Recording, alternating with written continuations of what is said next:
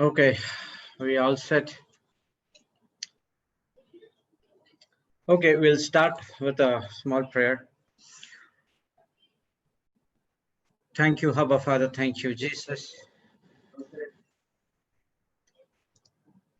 Thank you, Jesus. Thank you, Holy Spirit, for this wonderful day. Lord, we gathered here in Zoom as we are studying here about the deliverance of all the evil forces, all the satanic and demonic forces which is in the world from the kingdom of darkness.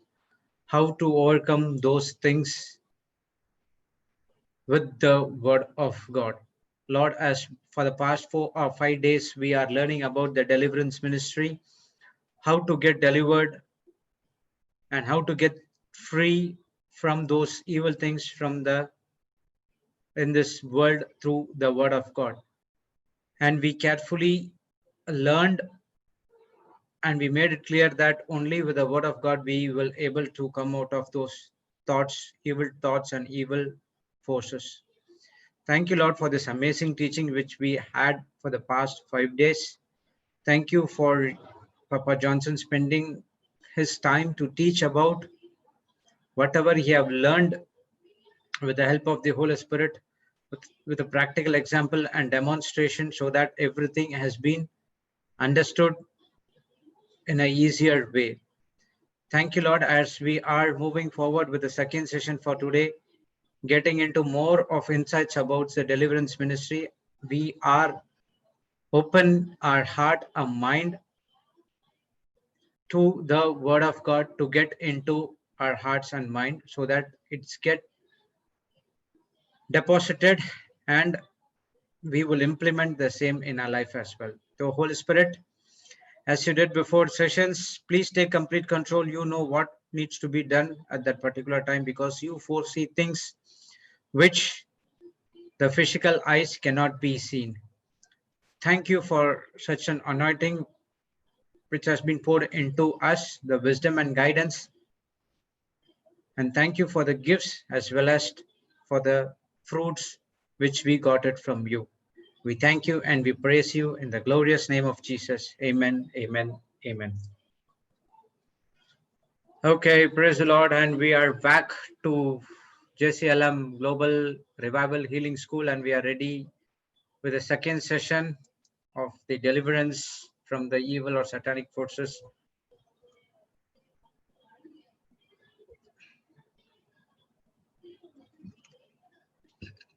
Okay, I will share one message which I got.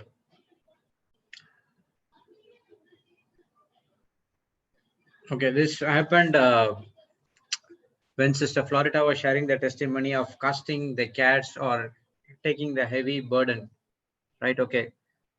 Brother, today as Papa was teaching about casting your burden, I remembered few years back, once I was reading the Bible, I said to the Lord, Jesus, you took away all my sins. I want to help you. Let me carry a very little burden of yours, Lord. And I went, and immediately I went down with a fever of all of a sudden. For 3 days, I was suffering with fever and cold. And the third day, I realized that I did a wrong mistake. And I said, Lord Jesus, I can't take this. Please take all my burden and sickness away. I'm very sorry for what I said. I cast all my burden on you, Lord. And immediately my fever left and I was instantly saved. Praise God. So at times we are also think that since God took our sins, and we have to be also to share some of his burdens and some of his things as well. So if you say those things of like that in the Bible, God never ever said in any statement in the Bible that you have to come and share my cross. Praise God. So that the prayer which you are doing or confessing what you're doing is against the word of God, and it goes to a different world, the kingdom of darkness. Praise God. So what happens here is that person used, his intention was different. Okay, your intention was to partaker of whatever the Lord has suffered. So what happened when he confessed that with his mouth, automatically it was been tapped into the kingdom of darkness, and we are opening your heart and your mouth to allow to sickness to come into your body. Praise God. So if that, thank Jesus that this person was into the word of God, and the initially the Spirit of God revealed that this is not, this is, you said the wrong prayer, this is not from the kingdom of God, and it's kingdom from the darkness. And then he immediately repented for the things which he had done, and he was saved. Praise God. If a person who doesn't have the knowledge of the word of God, the truth from the word of God, what will happen? Think, they will immediately decide that, okay, this suffering and this fever, whatever sickness might be, it because of God given to me, because I'm taking part of that. Praise God. So we need to be very careful, sister. These things have been coming in a lot of the ways. Even when I ministered to some other people as well, they said that the sickness is, I asked sickness, I asked God to partake of his sufferings, and God gave me the sickness. So it is wrong, right?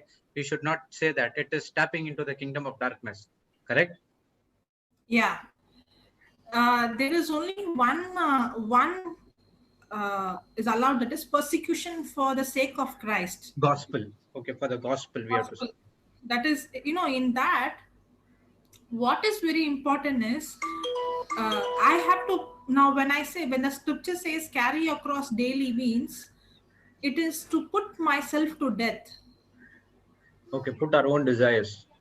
Yes, if you see, it is not me. That's what again and again Papa was telling Florita, that it is Christ serving me and Jesus serving me through others. Two others. Okay.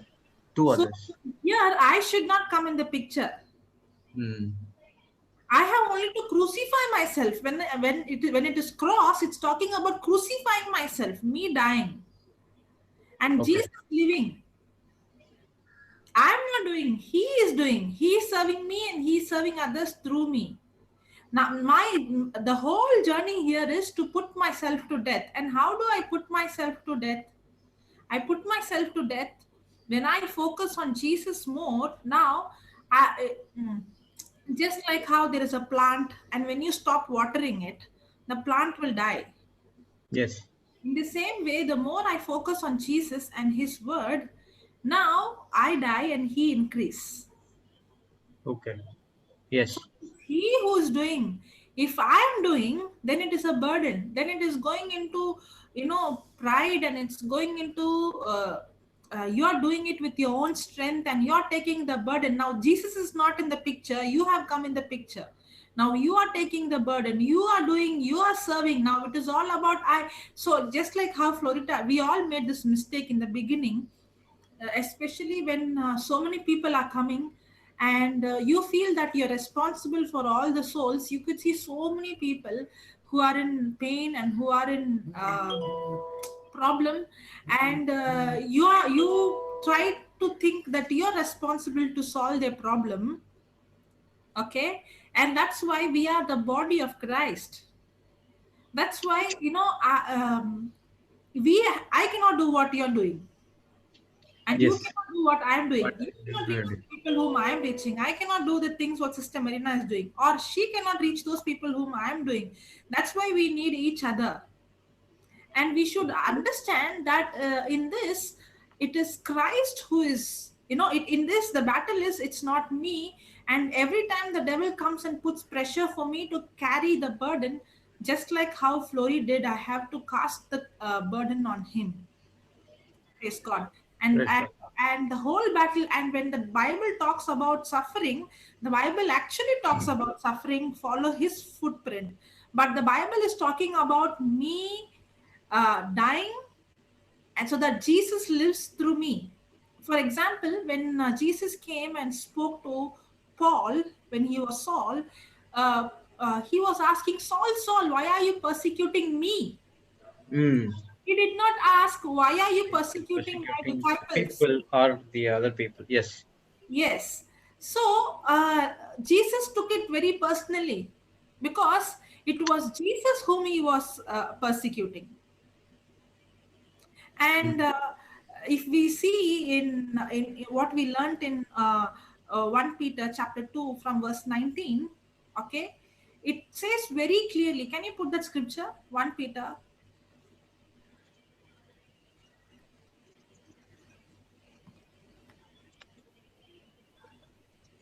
19 onwards. Yeah, the 19th verse, yes.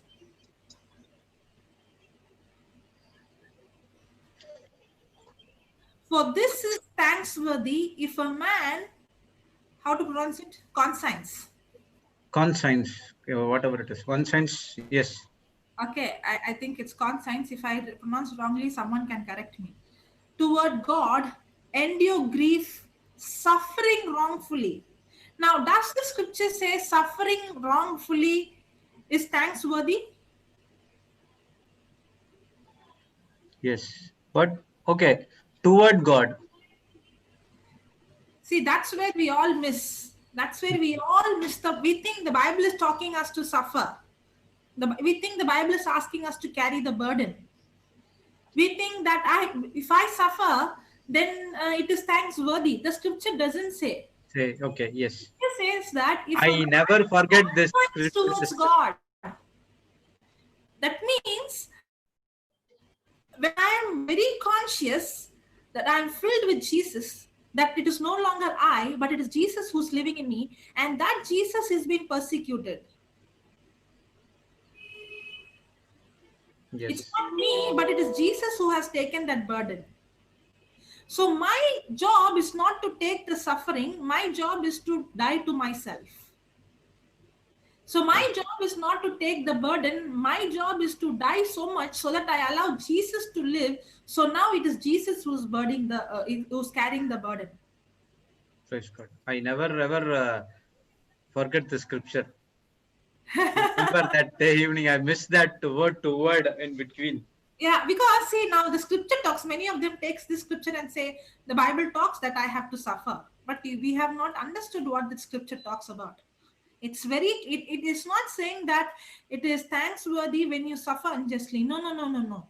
It says, God's sake. for this is thanksworthy if a man for conscience Yes. towards God. God's God. That is very important. Praise Yes, God. Lord. Otherwise, Papa always gives this example of a person working in a company. When a person is working in a company, and that person is a poor person who's really poor, who needs money.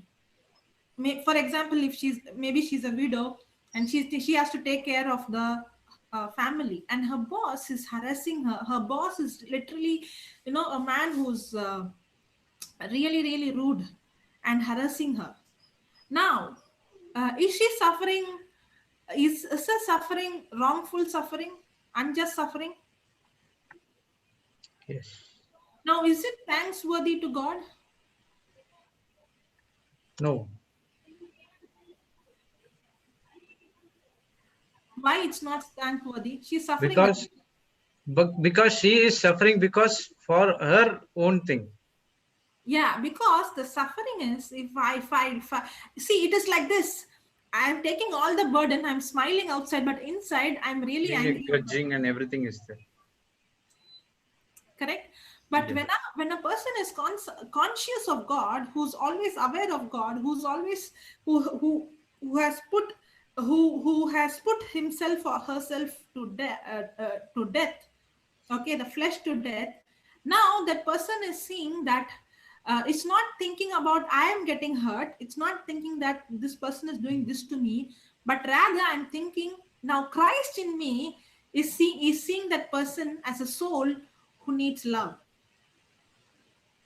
Yes. Praise God. So now it is no longer I, but I could see through the eyes of Jesus that this person needs love. This person is coming against me. That is an indication that person needs love. This person is coming against me because this person doesn't have Jesus.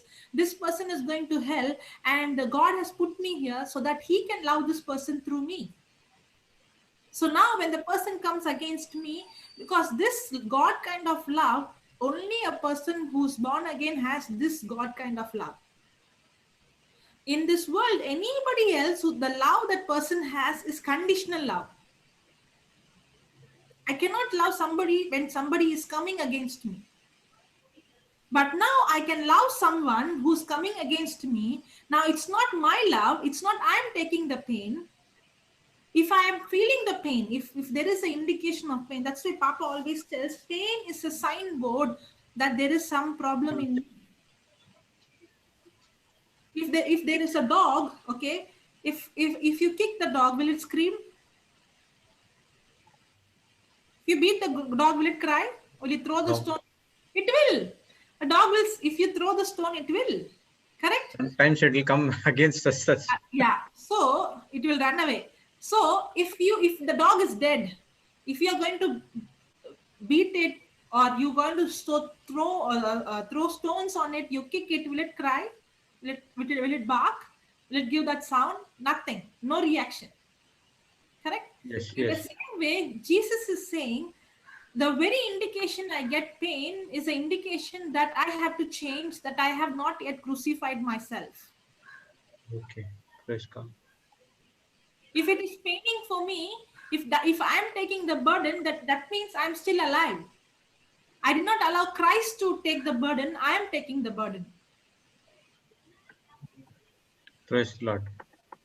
Praise the Lord. So pain is an indication that the change has to take place in me, and the change is I have to crucify myself. I have to put myself to death. Praise the Lord. Hallelujah. Thank you, Jesus.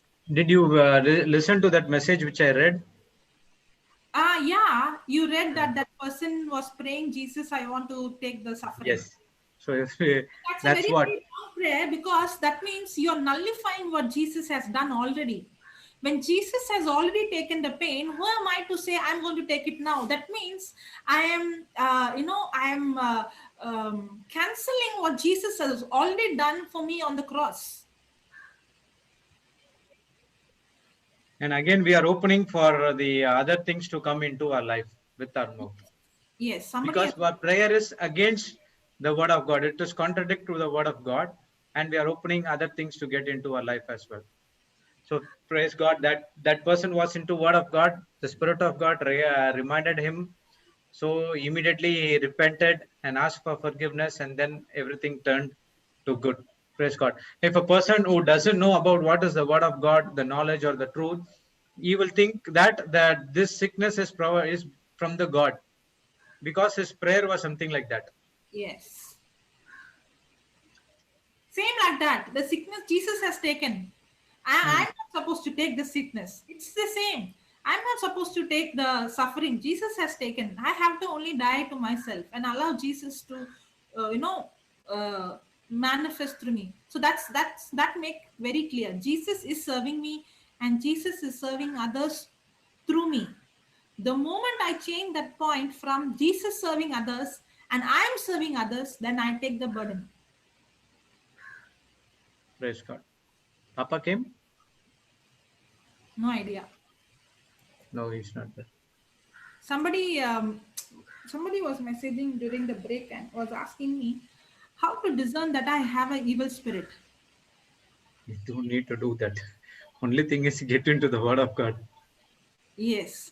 Now, that's what again and again and again we see. When the gospel is preached, then the evil one is exposed. Yes. Okay, I was even saying that I was going into the trap, trying to find because of this teaching. But then I again understood, no. I should know Jesus more and more and more. The more I know Jesus, the more I know the word of God, the more the light shines. Now, automatically, what is hidden is exposed. Now, all my life, I would have never realized that I'm walking in strife. All my life, I would have never realized that I'm walking in pride. I was thinking I'm normal. Okay, Yes. but when I start to listen to the word, when I start to spend time with the word, when I start to study the word, now Because I spend time with the word of God, because I spend a lot of time to meditate on the word of God, to know more about God, because the only way I can know who I am is by looking into the mirror. The more I look into the mirror to see who I am, now what was hidden, the enemy who was hidden all these days I did not know, was exposed, is exposed. But the enemy is not exposed when I'm searching who is the enemy. The enemy is exposed when I go into the word of God, and when I spend time day and night with the word of God, when I speak the word of God, when I have that relationship. Now the enemy is exposed. When the enemy is exposed, now I know for sure this is not from God. That's what we see in 2 Timothy 1:7. God has not given us the spirit The of spirit fear. of fear. But For a long time, for many years, I never realized that fear was a spirit. I did not know that this enemy was hidden. I was thinking that fear was my nature. I was thinking that fear was my character. That is how I am. I get fear. I'm not like you. I thought another person is a bold person, but I'm a person who's with fear. By nature, I thought fear is my character. And I never knew it's a spirit. That's what exactly I'm trying to tell you. I never knew, we never know that there are many areas in our life. It doesn't mean because we are teaching and preaching, there is no demonic influence in our life. No, that's what when Papa was saying to Florida, preacher delivered from demonic influence. We are all born again. In our spirit, the demons can never touch us. But we all, in some of the other areas, we have allowed demonic influence, praise God. Yes. including Even our small. from if Okay, and for a long time I never knew it's a spirit. When I started to study on faith, and when I started to see the scriptures, and whenever I saw fear in my life, I immediately recognized. Earlier I accepted it because I did not know it was a spirit. But after me knowing the truth, and whenever I had, for example, on the day I was telling about the attacks I used to get in my sleep, I actually thought it is some problem. And because of my the studies which I did, I saw some things and I read some things. I understood. I was thinking it was some problem. I did not even think it was demonic. But then when I started to understand the word of God, that's very important. You are not supposed to go and identify which spirit is in you. No. I am supposed to focus on the word so much so that when the light, what happens when the light is put in the room, you can see clearly. Correct? In the same way, when I'm in the word of God, I'm in the light. And now when the light comes, everything that was hidden in the dark is being exposed when the light shines. Well, what is hidden in the dark will not be exposed by the enemy or by me searching in the darkness. If I'm not going to take the word of God, and if I'm going to do research in finding what spirits are there in me, then I'm seeking something in the dark. It is not exposed, no. But when I take the word of God is the light of God. And when I spend time with the word of God, now I could see that light. And in that light, what was hidden is being exposed. And that is the time I realized. Now when I get even those thoughts when I go to sleep, even when I'm traveling, I'm going alone so many places, I go to different places, I spend time, there are different places where you are only you there, nobody else with you. But I don't have fear now. I don't need to have that fear. Even when the small thought comes, I know it's a spirit, and immediately I take authority over that spirit of fear, and I start saying, I am the body of Christ. You have got place in me. The one who's in me is greater than the one who's in the world. The spirit of the Lord Jesus is upon me. My Jesus himself has set me free from every fear. Now, that's how we deal with all these demonic influences in our life. Praise the Lord. praise the Thank you, Lord. Jesus. Praise the The Lord. more I spend time with the Word and God, that is the time in the light the enemy is exposed. That is the time the spirit of pride is exposed. That's the time the spirit of self-pity is exposed. I realized that I was thinking I was shy. For a long time, I was thinking I was a shy person, not realizing being shy is pride. So what did the word of God do? It exposed that part of my life which I was thinking it's normal, which was not normal, which was demonic. And demonic. Yeah. Praise God. Even yesterday only I came to know that the lies is also a demonic. Yes, Yeah. because the devil is the father of lies. Yeah. And then only I went and searched into the Bible. Then I got that John 8:44. Okay, this is what it says. He is a lie, the father of a lie. Praise God. Yeah, And what then I got it. I just commandment. Yes. Yeah. In fact, Brother Jude, I just wanted to add, when this person who gave a testimony now about, asking Jesus that he doesn't mind taking a bit of Jesus's burden, Yes, yes. I just wanted to highlight that even if when a person asks for something like that, it's not that God or Jesus gives them the burden.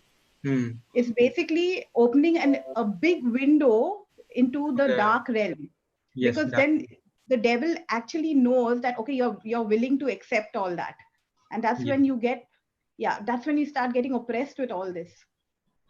Praise God. Oh, Yeah, yeah, because our own choice, we are yeah. letting the kingdom of We've accepted. darkness, evils to Yeah, let into our life. But yeah, praise yeah. God, That's true. we are into the word of knowledge, word of God. We know the truth, but what will think the person if it doesn't have the word of Doesn't God? know. But He, I'll he or share. she will I'll share definitely think something. that it is from God only. Yeah.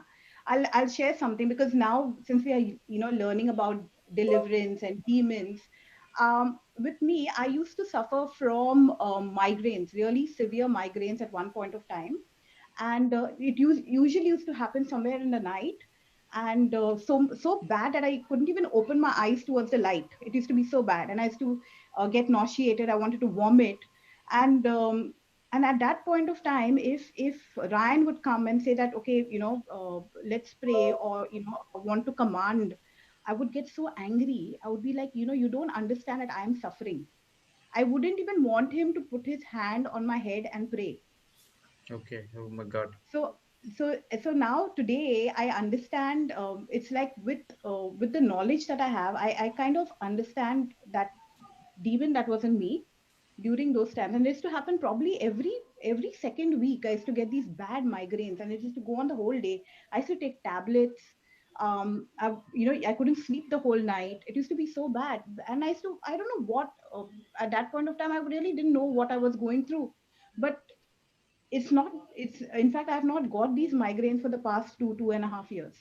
They just vanished Praise God. without me. And now I understand that, because today it is so easy for me, because as soon as I feel even an ounce of, for me, the indicator of when I'm about to get a flu or something like that, my palate starts itching. Immediately I start, like literally fighting with, the spirit of flu, commanding. And I don't suffer. But you have to, you shouldn't wait for the time for it to become a full blown thing. As soon as you know and understand the symptoms, that is the time you can just command. Don't wait for more and more demons to come and settle in you. Yes. When you kind of understand, because this is, again, you learn only with knowledge. Without knowledge, Yes. no chance. No chance. Okay. That scripture is John 8:44. Says that devil is the liar and father of lies. Yeah. Okay. It's Okay, John the 8. pronunciation is Pronunciation. Okay. conscience, correct? Okay. Conscience. Conscience. Yeah. Conscience. Yes, I know that word. Conscience. I forgot. Thank you, Sister Jessie. Conscience. Yes. No, when I'm preaching, when people are there, I actually ask them when I don't, when Zoom, Yeah. everybody is muted now. They are not able to help. Yeah. Praise the Lord. Praise God. Yeah. It's an excellent topic. And I really enjoy this. I have one doubt, Sister Jocelyn. When that the man of God was casting out all the evil spirits from that lady Sharon, right? So after that, he said that after because of the shame, she didn't He did even not come back. Even that is also a spirit which has been taken care of, that, right? Correct. It has to be. Spirit of shame. Correct. Brother, what I understand is whether it's from the beginning, the devil is such a deceiver. Okay, I could see how the devil attacks in my life. It's deception. And if from Adam, yeah, and from everyone, from Jesus also, he wants to come and attack our identity. Hmm. Okay, Hmm. that's why it's very important for us not to identify the devil, but identify who we are really. Yeah. Because the moment I know who we are, now the devil is just now you said I did not know that lie is a spirit. Demon. The moment I know who I am, now I'm not going to believe those lies. Hmm. Yeah. Yes. It is not just casting the devil out. I can cast out, but if I don't know the truth, the devil is again going to come with a lie. Now that's what happened to Sharon.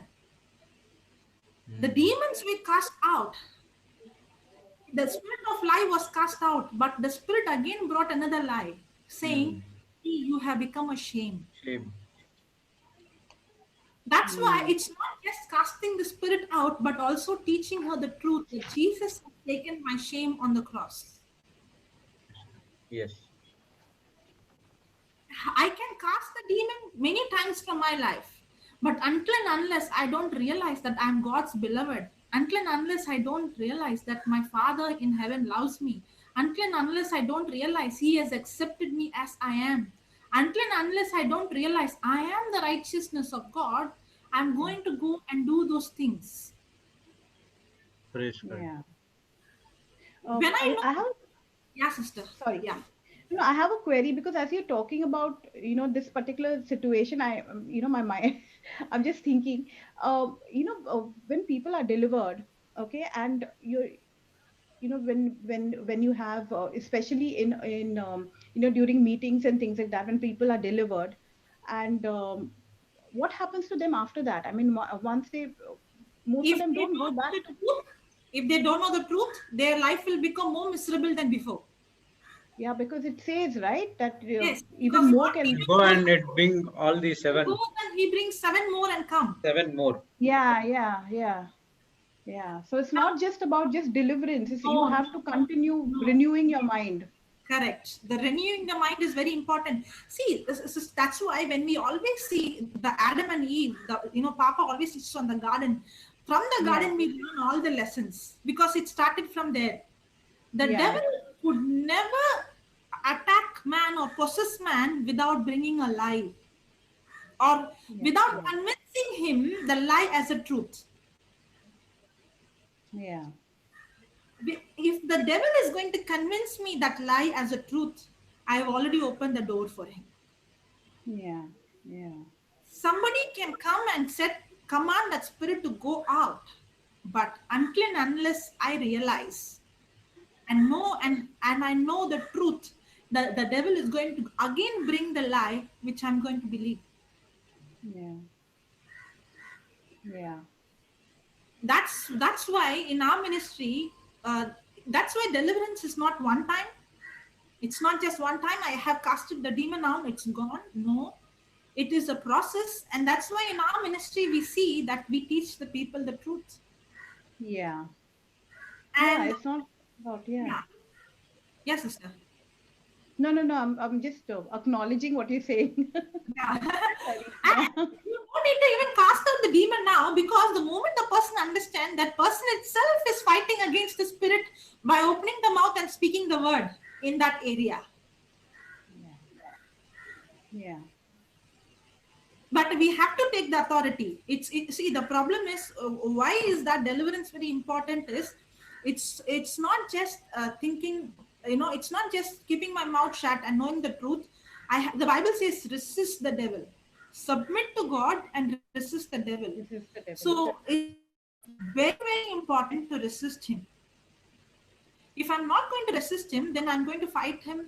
I've already opened the door and I'm struggling. So it's very important for me to submit to God and resist the devil. Yes. Praise God. Praise Jesus. God. Hallelujah. And that's why the devil couldn't attack Jesus, because Jesus knew who he is. Yeah. And at one point, Jesus would say, "The Lord your God." Put that scripture, brother. Matthew chapter 4. 4, right? Yeah. Chapter 4, I think verse 4.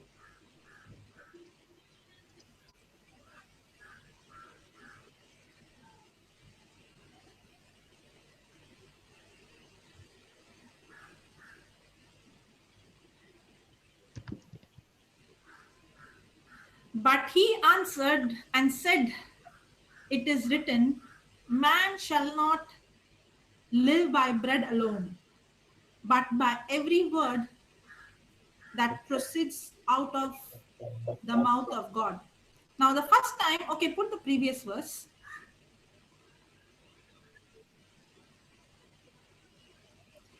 And when the tempter, no, third one.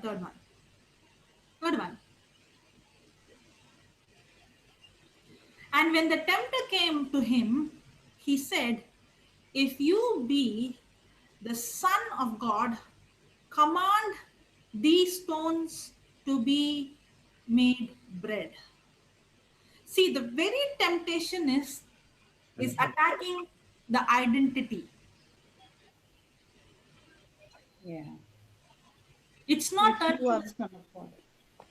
yeah, it's not turning the stone into bread. No. If you be the Son of God. God. If Jesus is not believing that, he had to prove by showing, by changing the bread into stone, to prove the devil. Yeah. The moment he's trying to prove, that means he did not believe it.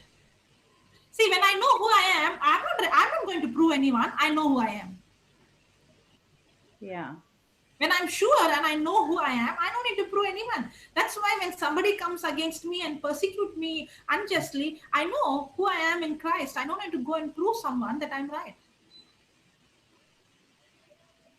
Yeah. That's what we see in Joseph when he was being, falsely accused. He did not open his mouth to prove himself that he was right.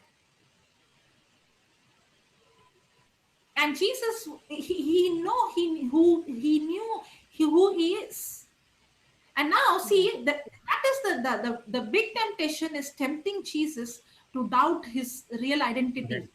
Because Jesus was just like us. He knew that he is the Son of God, the beloved Son of God. The devil removes the name beloved because he never Yeah. wants Jesus to remember that he is beloved, he is loved. Yeah. And now the devil doesn't stop, okay? He again comes. Put that, brother. Put the next verse.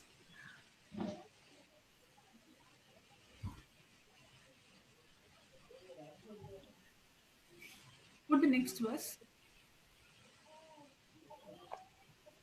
And the devil takes him up into the holy city and what is that? Setteth him Setteth Set him. it the pinnacle of the temple, then, and said unto him, "If you be," see the temptation again. It is attacking the identity. "If you be the Son of God, cast thyself down, for it is written." Now is the devil taking the scripture Yeah. Hmm. and he's taking it out of the context. And the devil always takes the scripture and he will always take it out of the context. "He shall give him angels charge concerning thee, and in their hands they shall bear thee up, lest at any time you dash thy foot against a stone." Now, this scripture talks about protection, and the devil is coming and asking him to commit suicide. Hmm. Yeah. He's taking the scripture out of the context. Okay, and he wants him to prove that he is the Son of God. Now, see the Yeah. next verse.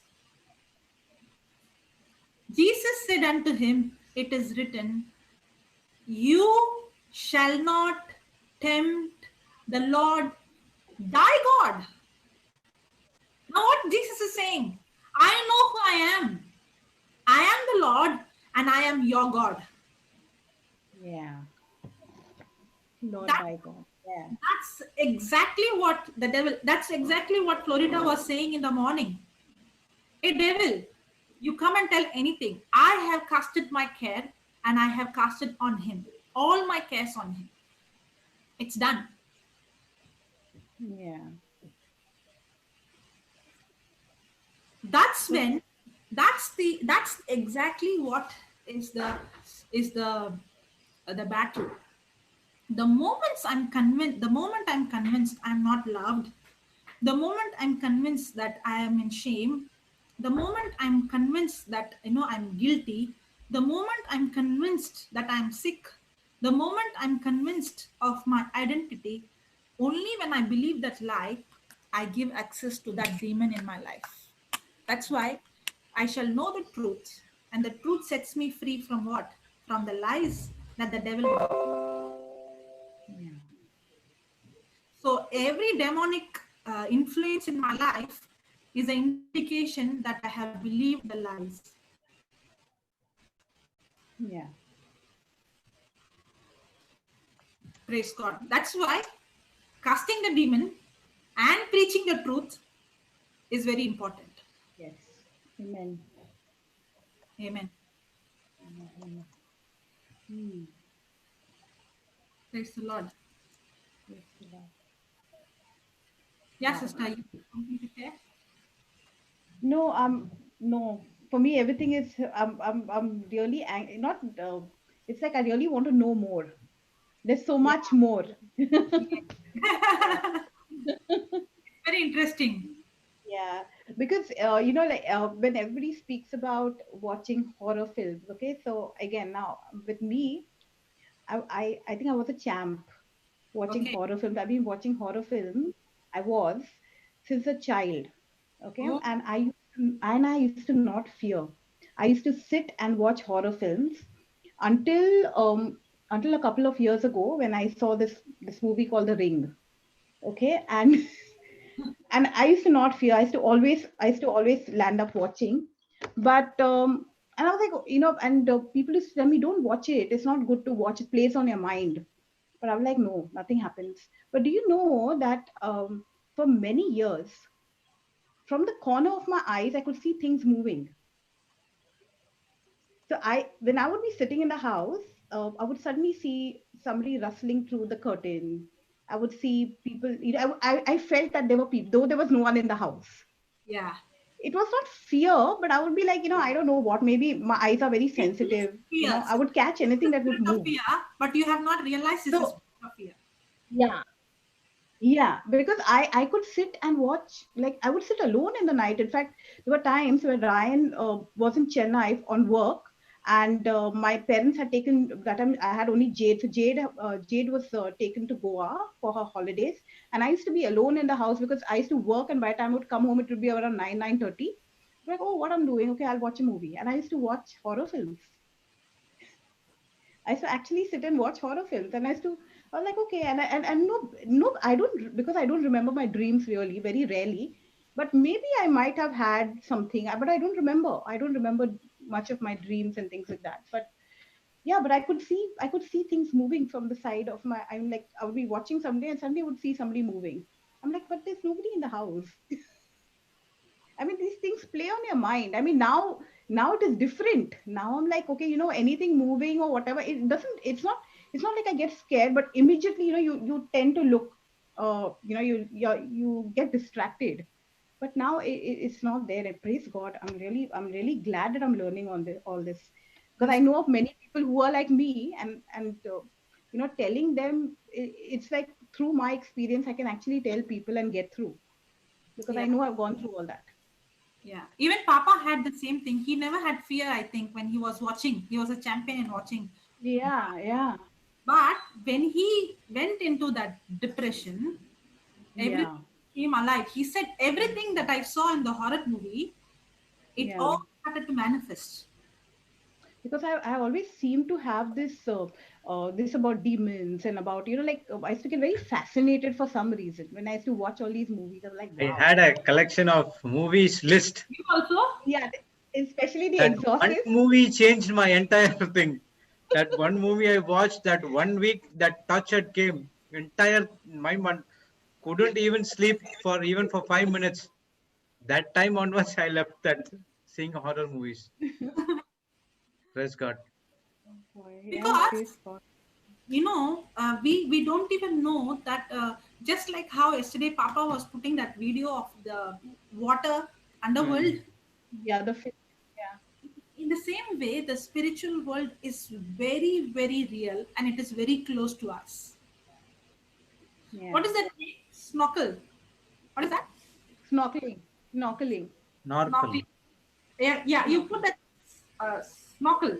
Yes, what you Yeah, wear it's it. Yeah, like a glass with, something which like with an air pipe we coming can out. So you, go Coming deep out. dive into it. But if you don't put that and go underwater, can you see clearly? We no, won't no, even last long. You no, can. because it helps you breathe because you're floating and you need to breathe at, continuously. So it has Stay this pipe inside. so that you can, Yeah. yeah, So in the same way, the spiritual world is so real, but we were yeah, not earlier. When we were watching the horror movie, we never thought that when I am watching it, I'm opening my heart and allowing those seeds. It's not yeah, just seeds, but I'm getting connected to the spiritual realm. yeah, yeah. It is. Yeah. It's, wow. It is so good to know all these things. I mean, now it's like, and I mean, those are not the right seeds to take in anyway. So, I mean, and I don't even have the urge to watch it anymore. It's like if you see something, sometimes you want to, like, oh, I want to watch that because everyone's talking about it, Yeah. it's not like anymore. It's I don't know when exciting. was the last time I've seen one. Uh, it's Sorry. exciting, no? That's why you have Yeah, that. yeah. That rush, you get that rush, that fear rush you want sometimes. I mean, why do people want that? So now I should be asking myself, why did I want that fear rush? I really wouldn't understand. And now it's like a satisfaction. But now when you know Jesus, that satisfaction that you get, you will not get it anywhere. Praise God. Whatever you try, you don't get it anywhere. Yeah. Praise God. Praise Praise the God. Praise the Lord. Lord. Uh, the, Sorry, we joined in late. We were not there. okay. No, but we were off and on, and I could hear the movies Okay. part of it.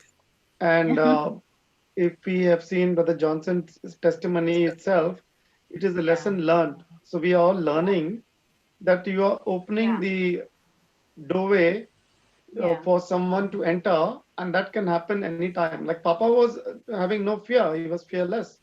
So, Yeah. and he said, "I'm a champion in watching the Horror Yeah. horror movies. movie."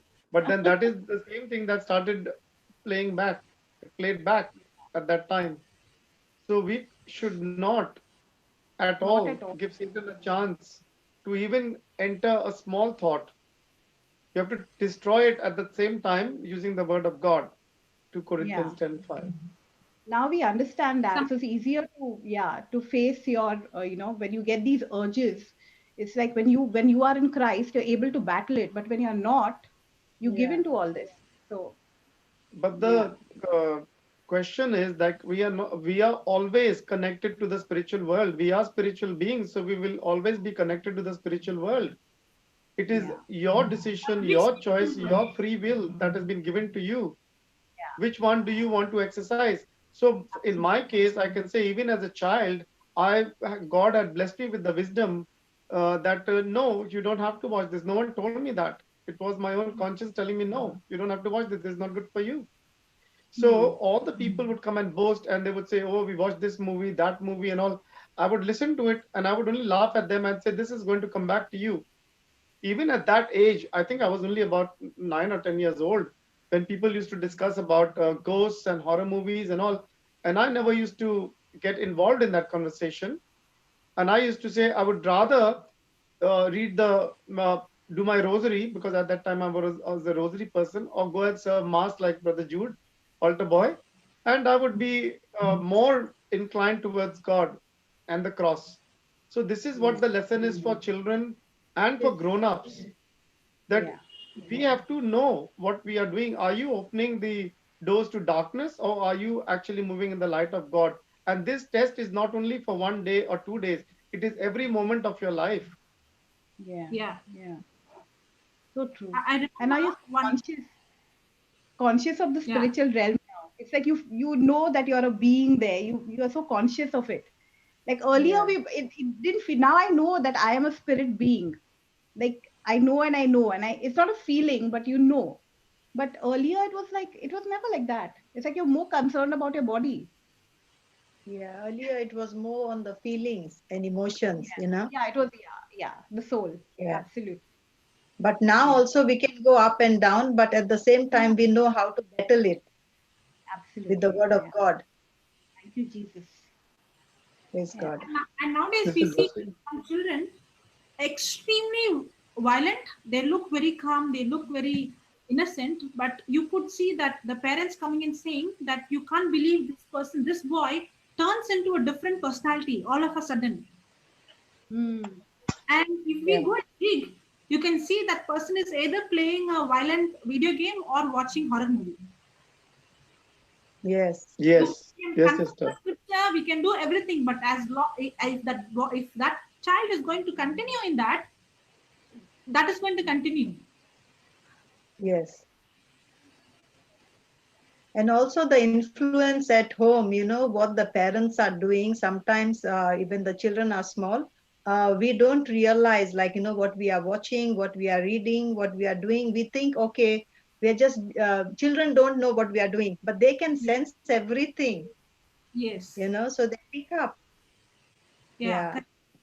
And sometimes we want them to just watch because the parents are busy. So we just give the Yes. iPad. We just give. Yeah. We don't even know which side they have gone, which games they got addicted. Not even knowing it's not just a game. It's something demonic. Yes. Yeah. True. Somebody has. That's because these days parents are, uh, let's call it busy, busy. And I say busy means you being under Satan's yoke. Being under certain shock, right? Good example. Nice, good explanation. So the moment you are caught up by the spirit of busy, that means your Yeah. children, you are giving them all access to whatever they want to do. Yeah. Yes, definitely. I can tell you, sister, there was this 3-year-old child, and in the lockdown, it was told that you can't go to Macca's, or what's it called, McDonald's. Yeah. So the child started crying. Why? Why can't I go to Macca's? I want food from Macca's. No, today you have to eat mom's food. No, I don't want mom's food. I want food from Macca's, or I want food from, the fast foods. Because the child had got, at the age of 3, got so used to getting food from outside that mom's food was like he would cry, no, I don't want mom's food. Hmm. So in the busyness, the mom had always got him takeaways. So the takeaway spirit at that age had taken over. So in the lockdown itself, when I heard this little episode from the mother, that this is what my child is doing. And then I said, slowly it will break. You have to give it through your love. You have to change. Yeah. But in the lockdown, their children also understood, no, we can't go out. They Yeah. can't do anything. Yeah. Yeah.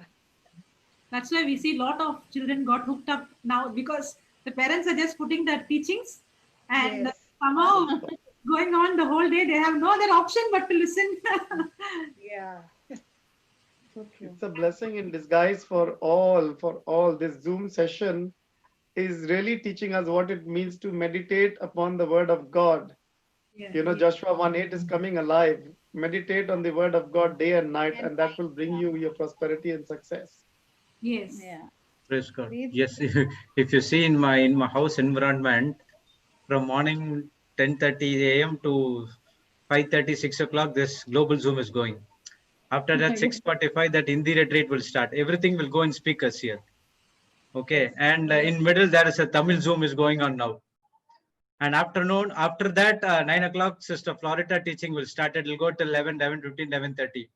So after that, that will be calmness. And again, 1:30 will start again with the Melbourne session. And again, there will be some calmness. And again, 6 o'clock, 7 o'clock, 7:30, my wife starts to put some sermons from Papa Johnson teaching in the mobile, and it will go again. And again, 10:30 will start. Praise God. So everything 24/7, the word of God is going. So everyone, without any force, has to listen to word of God, nothing else. Not without force, it's force. Even if they don't want, Yeah. even if they don't want, they have to hear it. Yeah. Yeah. And they get addicted to it. Praise God. Amen. Yeah. Praise God. Yeah. Because we are designed to be addicted. If we are not addicted to the word, then we are going to be addicted to something else. Yes. Yeah, definitely. Very true. Say that again. I like that. We are designed to be addicted. If No, we no, are no.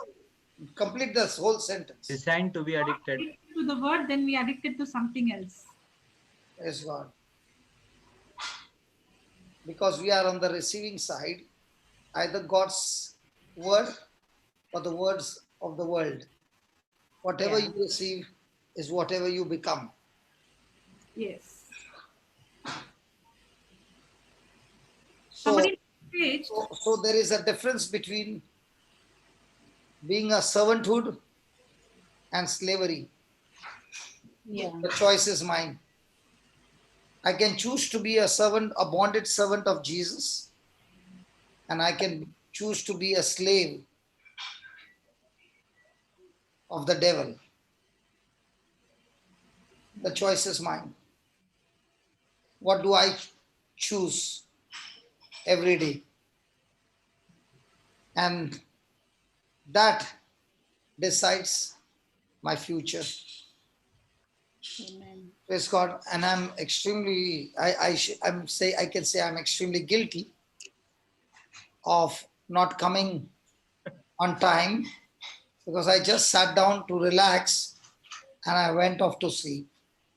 Oh. So I'm guilty of that I wanted to come as soon as I finish my lunch break.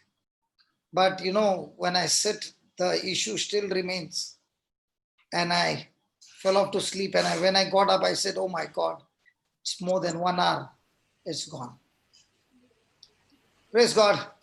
Praise God. But I'm so glad that even when I'm sleeping, the other warriors are saying, don't worry, we are taking over from there.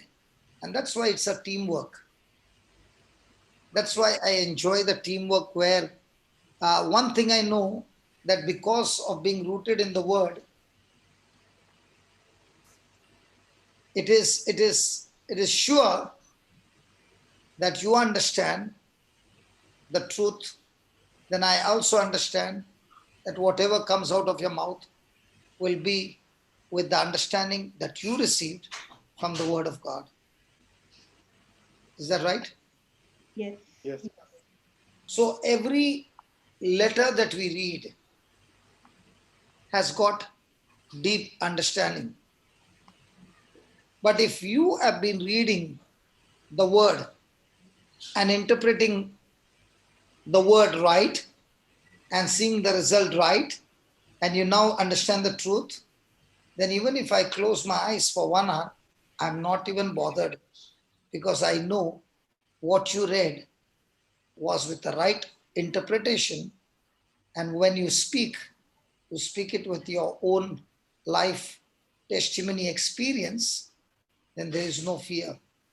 But the same letter, the same word can be misinterpreted and can be presented and that misinterpretation can destroy the whole congregation. That's why when Florita was sharing her testimony of carrying the burden, I began to tell her, baby, you missed it completely. And when I explained to her, she was so quick and teachable, not an argument, but so quick teachable no question asked. And today morning she shares her testimony how she was set free from being tortured, tormented by a spirit using the word of God with a wrong interpretation and nearly destroying her life, her body, and making her so weak. What do you say about that? We got to listen to that, brother. We missed it because we had gone out. So we were in and out. Okay. We have to listen to it. But she also mentioned that she was able to get it out within few minutes. Yeah, when she understood the truth. Yeah. But she was tortured for 1.5 weeks, nearly killed her.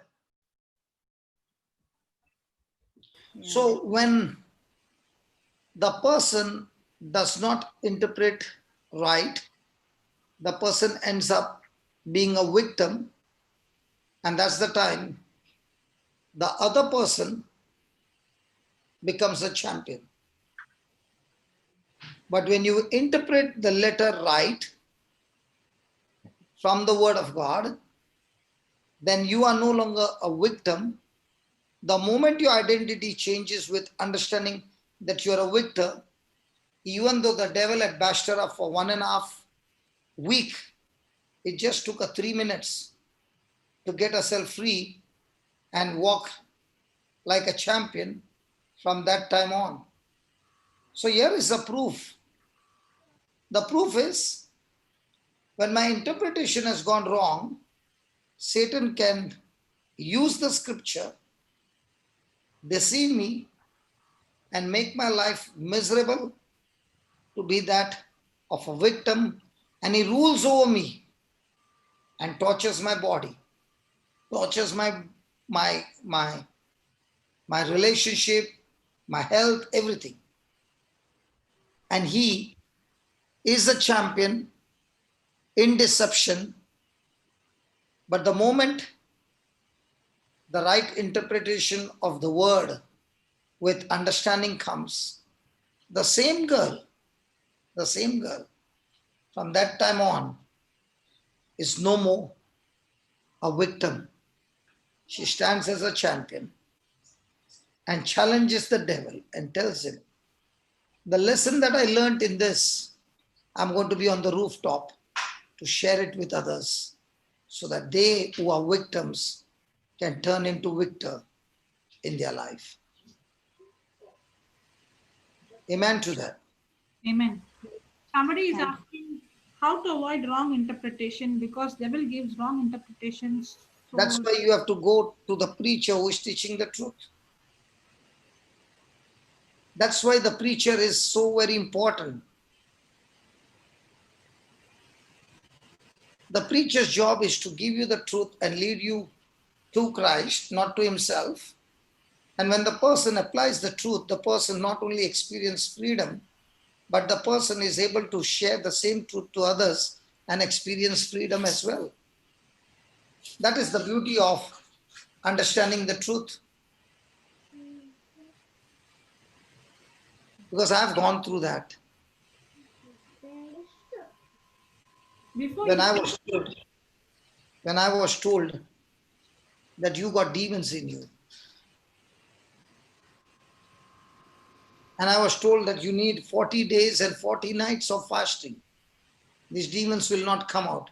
My question is, if a person is demonized, how do you expect this person to even pray? Yeah.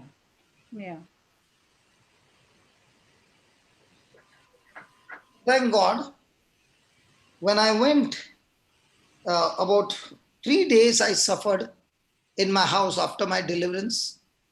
After I was going and reaching out to others, I was sharing my testimony. But because this leader said, a man of God, the leader of the group said it, I chose to believe his word. 3 days later on, Father Jose came to Bombay and I met him at the bookstall. And the first thing I did was I did not even wait for him. I just knelt down, grabbed his hand, and I said, cast them out. Did not even say good morning to Father.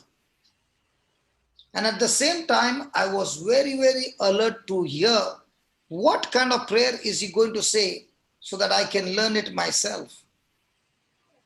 And I heard him say a prayer, but there was nothing called as casting out. And then I asked him, I think you forgot. There are demons in me and I want to cast it out. And he said, there is one very powerful, and even if I pray, he won't go. He will never leave you. He will never leave you. He's right inside of you and he will never leave you. So I began to cry. He said, you know what? There's no demon in you. There's Holy Ghost in you and he will never leave you. The moment he said that sentence, here is a man of God and here's a man of God. One is saying I got demons. The other one is saying I got Holy Ghost in me. Which one do I choose? That was the day I realized even a man of God can make errors. From that day on, it changed my thinking.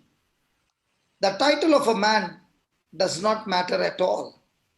What matters is what he spoke. And I chose to believe what the Father said. And at once I can tell you, it was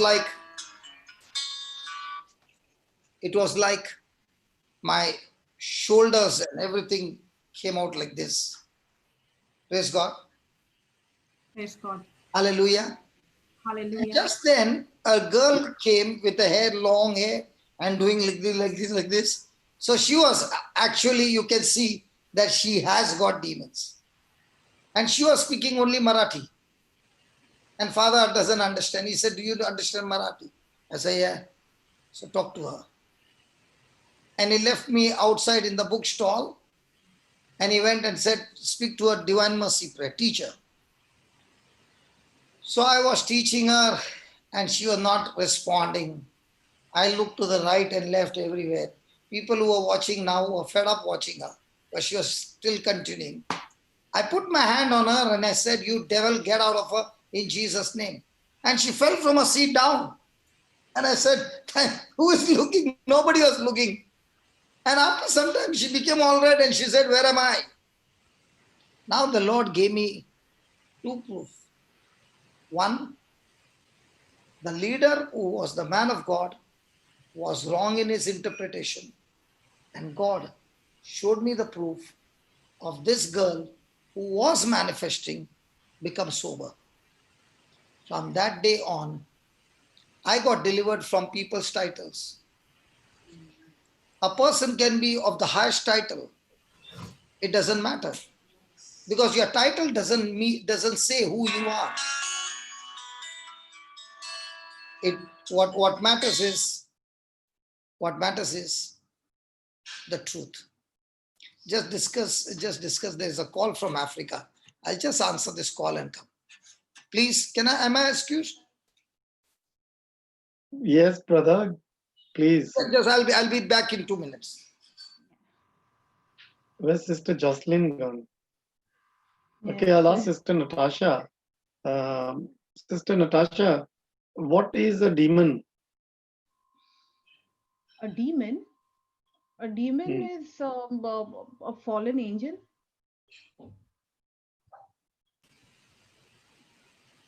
Brother Jude, can you throw some light on it? Because I was waiting for Sister Jocelyn. I know she will be able to answer that one. No, brother. Did you hear the question, Sister? Yeah. I heard. I am actually, I know, but I am not very sure. That's why I did not open that. Even somebody messaged me. I have not replied yet. What I see is there is one devil and there are many demons. And that one devil is Lucifer. And all others are the demons, the evil spirit. That's what I think. So a demon is a spirit. Yeah, they are evil spirits.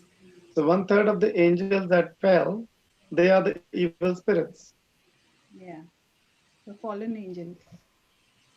The fallen angels. Scripture that says this 1/3 has fallen. I don't know. Yes. Is there Satan, when he fell, He came down with 1/3 of the. Yeah, I have heard that, but I don't know which scripture says that. Uh, no, it's not. It's in. I think Isaiah 14. Someone will tell us because there was a teaching done by Brother Lawrence about this. I think it was Isaiah 14, in which. Isaiah talks about the devil telling that I want to be exalted above. In Isaiah 14:12 or 12:14 it comes. Yes, 14:12. Or yeah, 12:14. that's That is there. that the devil speaks about I want to be exalted above the heavens and seated at the most high, where the devil speaks. Yeah, That's it is Lucifer. from the scripture. If someone can Google and get it, it was 1/3 of the angels from the choir. They came down with Satan. So which Revelation means 12:4, I think. Okay. yeah, Revelations 12:4 is yeah. Yes. Check that. So that And all mathematical staying number. drew third part of stars from heaven and cast them to earth.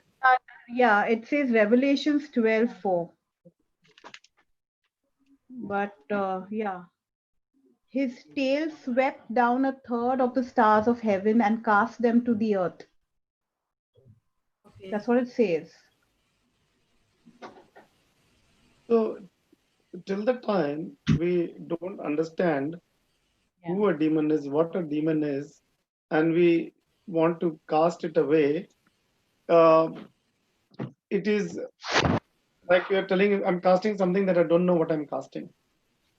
Yeah, the devil is God did not create a devil. Okay, I understood now. What is your point? Yes. God did not create devil. He did not create any evil spirit. God only created angels. Angels.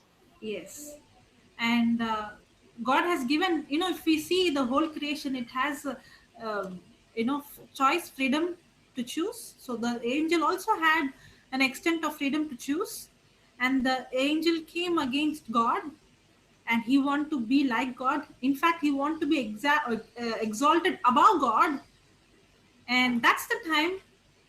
That is the origin of pride, where the angel turns into a devil. Yeah. So Yeah, the origin of Lucifer. him is pride. Yes, brother. Lucifer was the most beautiful angel God created, and Lucifer sang for God, and it was the choir for the heavenly angels, Yeah. and he was the 2IC, the second in command after God. So it is obviously the second in command wants to feel that if God loves me, like he's admiring me and everything. So pride came in, Yeah. and pride must have a fall means Satan's first fall, that is, he felt like lightning on the earth, that is in Isaiah 14. That is where Satan was thrown down. So he was the angel who was the most beautiful, thrown down, along with 1/3 of the angels, and they are the demons, they are the spirits. They are the spirits that are on the earth. And the spirit is, how do they come into us? Because we are born again. They cannot come into our spirit. They cannot come into our Empty spiritual self. possessed They only place. Sorry, mind. We Mind can games. be possessed. exactly. And in the mind, it is all the different kind of thoughts that we entertain. If it is a horror one, so that's the spirit of horror that you're entertaining. If it is a thought from lust, it is a spirit of lust. So these spirits are actually manifesting themselves in our mind as thoughts. It's a spirit. Okay, if like because Jesus always anything like epilepsy, we call it epilepsy. Jesus called it a dumb and a deaf spirit. So Jesus could see this spirit is the dumb and deaf spirit. That is why he could call it by name, identify it, and destroy it, while the disciples couldn't. The disciples who had just come back, they had done all the healings, and even after that, when they came back, they were unable to take out the spirit of epilepsy or the dumb and deaf spirit, Because right? of unbelief. Yes. because of, and that was unbelief. And Jesus identifies it is the unbelief, because at that time the Holy Spirit had not come into the disciples and they were still in the world. Yes. So they were still just listening like the way we used to when we were not born again. So the mind is the spiritual battlefield. So that's why the spirits enter into us through the mind. I wanted to ask Brother Johnson a question when he comes back, Yeah. that when a person is mentally derailed, how can the person actually know that that one is a priest, or like how does he identify it, because he's gone through it with his testimony. And if someone else can come up with a testimony who's been delivered and tell us that you, I know a girl who's playing the organ and she's a very good singer, but the mom says that at night she manifests, and during the daytime she's a Sorry, sorry. Your voice is breaking, choir, brother. she's playing the Can you piano. repeat that, brother? Your voice was breaking.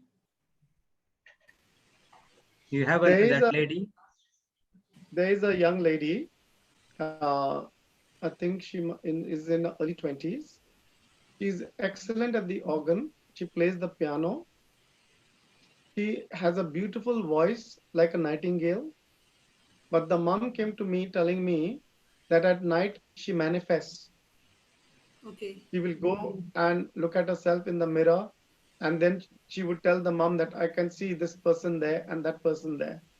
But in the daytime, she's the choir singer. Okay.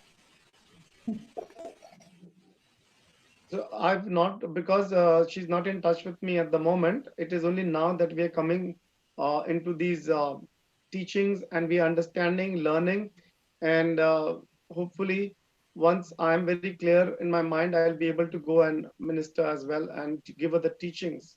More than anything else, the teachings. Because as brother said this morning, that it is important to see the teachings, understand the teachings, and after that, then you can go and speak with them. Like this morning, of Brother Lawrence in Yeah. the Melbourne one, where the follow-up was required, and even with Sister Helen, that do we do the follow-ups after we do the ministering? Yeah. That's why we have to help that person to get hooked in the word. Once we know that that person is hooked in the word, then it is the most safest. Otherwise, it is like the person is going to come, and again it will end up like Florida story where you are taking the burden of that person. Yes, very true. That's what brother taught in the morning. Yeah. I'm getting some private messages. I'm thinking whether it deviates. Praise God. Okay. Praise God. I think people have so Brother many Arjun questions. has put up his hand. Do you want to unmute him? Yeah, I already unmuted him. You can come. Brother? Okay, I'll unmute again. Hi, Yeah, brother. good. Hello, everyone. Praise the Lord. Thank you, Praise the beautiful Lord. panelist. The teaching and preaching. Thank you. God bless all. And I have one question, Brother Francis. You just told that Lucifer, he come with the pride because of that. But when my question is, when Lucifer received the pride, that time he was in God's kingdom, and pride and all these, all the contradicting to the God's kingdom.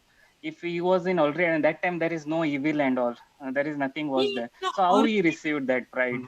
He is the origin. From him it started. Yeah, says my question is, yeah, see, Lucifer, the day when Lucifer got the pride, that day he was in the kingdom of God. So pride and all, it is not belongs to kingdom of God. Then how he got that time?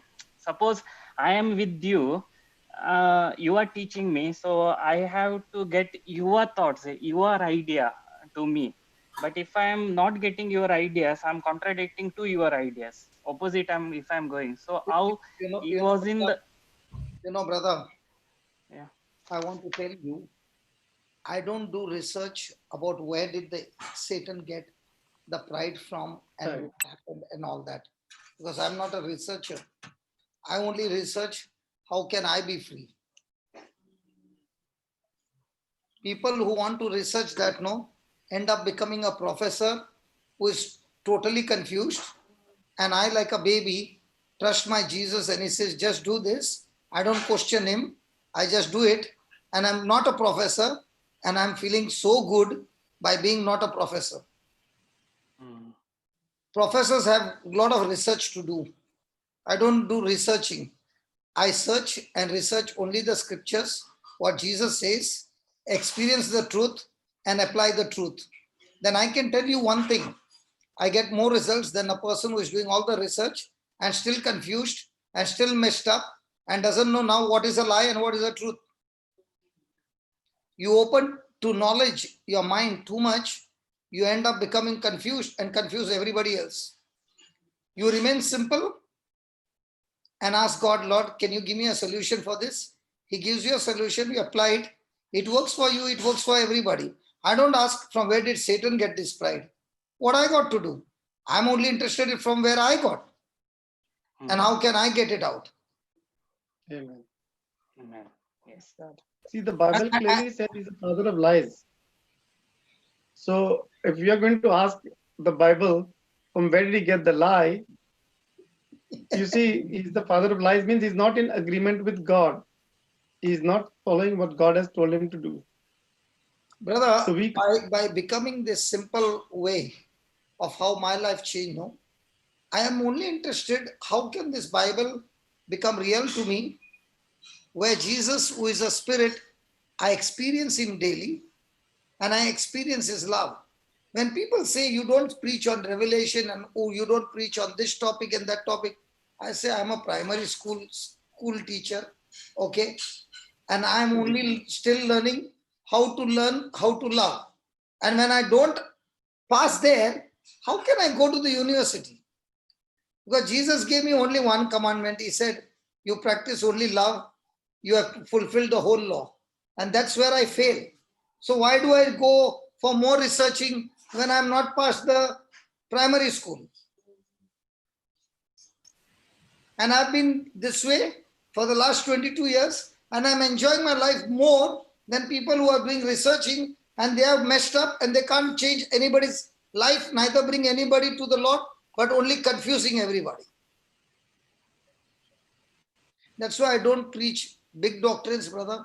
I teach only how to love your family at home and your neighbor and how to learn to forgive. Itna kiya na, bas, Lord tere saath hai. Yes, brother. This is the right answer because I can give the right answer. Because when I No, read you don't papers, go to give right answer, Baba. Listen. no, this your No, answer. I'll tell you. If you are interested in giving people right and wrong answer, no, you will be confused. Let your lifestyle. So many questions in this another. yes, When people see your lifestyle, no, and they see this man is always filled with joy. This man in all his life is victorious. भाई तुम्हारा secret क्या है? मेरा secret एक ही है. Only one secret. Practicing love. बस उतना किया. Very good relationship with Jesus. If you ask me questions, I'm not even past my primary school. Okay, Papa, I will put the question. What question he came now? Now, when many of them are asking me questions, I understand what is happening. What is happening is, in this world, there is a concept called there is no God, like atheism. And we are living among people who come with such a logical question, especially those who are living with faith, and they challenge. But instead of responding it God's way, we are trying to we wanted to give them a convincing answer. That's why all these questions are coming up. Yes, sister. I'm not interested in convincing anybody, but that's not my job, because Yes. I cannot convince anybody, neither can I convert anybody. I only know what is the truth. That's why Jesus spoke the truth. Those who believed in him, their lives changed. Those who had questions, the Pharisees were very learned people, man. But Jesus could not convert one of them, except for Nicodemus. So you don't go into that category, please. You know, brother, in my house, I used to say I used to ask this question whether there is God. Okay. My own sister and my father, not my mother, my sister and my father, they both are very, very logical person.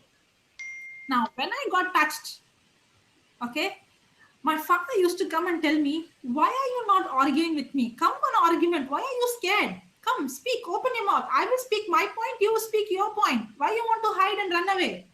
He would literally come behind me and he will say, why you don't want to speak? And he would ask questions which has no answers for me, because I am talking from the things unseen. He's talking from things that is seen. And sometimes in the beginning, I would burst out crying. And that's what they got, like, why are you crying for silly things?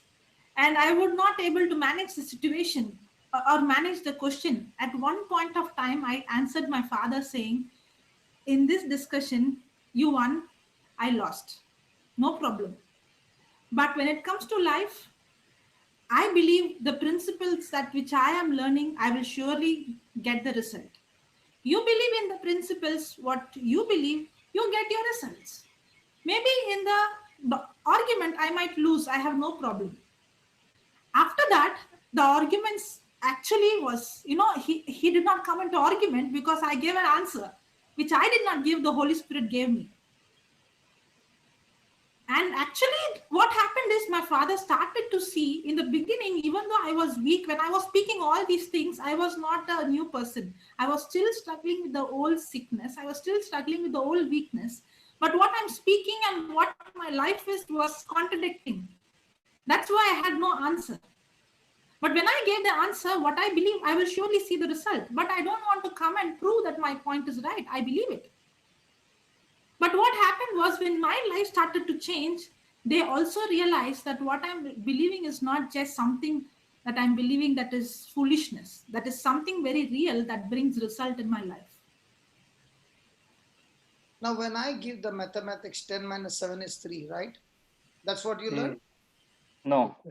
No, 300. I'm asking, in school, did you learn that? Yes. Did you get good marks for that? Yes. But in the kingdom, it is not so. 300. In the kingdom, it is directly 700. And if people don't want to believe, then come and see the new creation home, how it has come up. It has not come up by asking people for money. It has come by the principles of love relationship with God. That's why I love to live this life. If anybody wants to argue, I'm a loser. But when you see the fruit of what the Lord has done, that's why Jesus said, you shall know a person not by logic, not by argument, not by any of those things, but by the fruit of the Spirit. You show me the fruit of the Spirit, I'll believe you are a Christian. But you don't show me the fruit of the Spirit. You are good speaking in, some people are good orators. You can speak and change people. But your whole life is miserable, man. You can't even get good sleep. You have to take pills to sleep. What's the use? I can sleep. I was just sitting there for 5 minutes and I'm gone. Boom. Yes. Praise God. Yes. Let's start. And the best answer is, when you don't know, I don't know. Yeah. That's No. When I know, I say I don't know. when I know. Because for me, it is like this. Yes. If it is like Mother Mary, I have shared it so many times. When a person comes to ask me, I will say, Lord, which category is he? If he's from Mother Mary, she also asked a question to the angel Gabriel. How is it possible? And he gave her an answer. After that, she did not ask a single question. All her life. All her life. She said, Lord, here I am, your handmaid. Let it be done unto me according to your will, whatever you want. Chalo, I'm ready to go from the beginning to the end. She did not ask after that, Jesus, Angel Gabriel, what will I tell my mama when the stomach comes up? What will I tell my dada? What will I tell my fiancé? He's going to look at the stomach during the wedding day.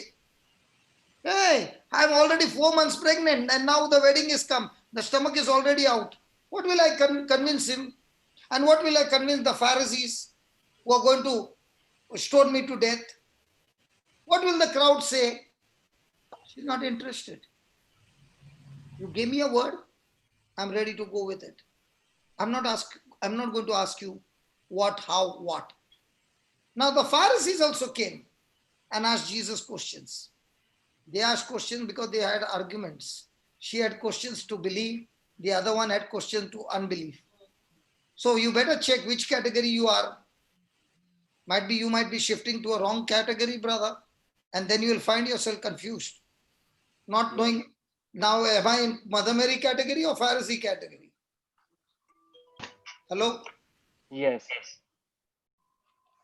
Do you know when I was studying in the seminary, nobody was talking to me for 1 year? Do you know why? Because I would speak the word of God day and night. If anybody sits next to me, he can't even ask me, how are you? I will give that answer also with the word of God. Now I've become mild. I was like that. So everybody thought he is screw loose. And I would sit behind the seminary on the stairs, sit and cry and say, why did you make me like this? I can't keep my mouth shut. When anybody is coming, it opens up and only comes out the word of God. 1 year I sat down. The next batch came. And the next batch that came, they got so attracted that we used to have all deliverance, all that behind the seminary during the lunch break. So you have to wait for the Lord to give you the answers. Okay? Sweetheart? Yes. Yeah. God bless you. You too. Love you all. Love you too. Love you, brother. Love you too, Baba. Yeah, love you all. Love you too. And my presentation is like, my wife will always say, why do you go there and speak? Can't you speak mildly? Can't you speak softly? It looks like you are firing that person. That person doesn't even want to ask you. I said, what is happening? That when the Brother, wives always think like that about the husband. That they are too loud. Francis, but in Natasha's house, the wife is screaming. The man is very quiet. Yeah, it is the other way around. Yeah, I know. You and I resemble a lot.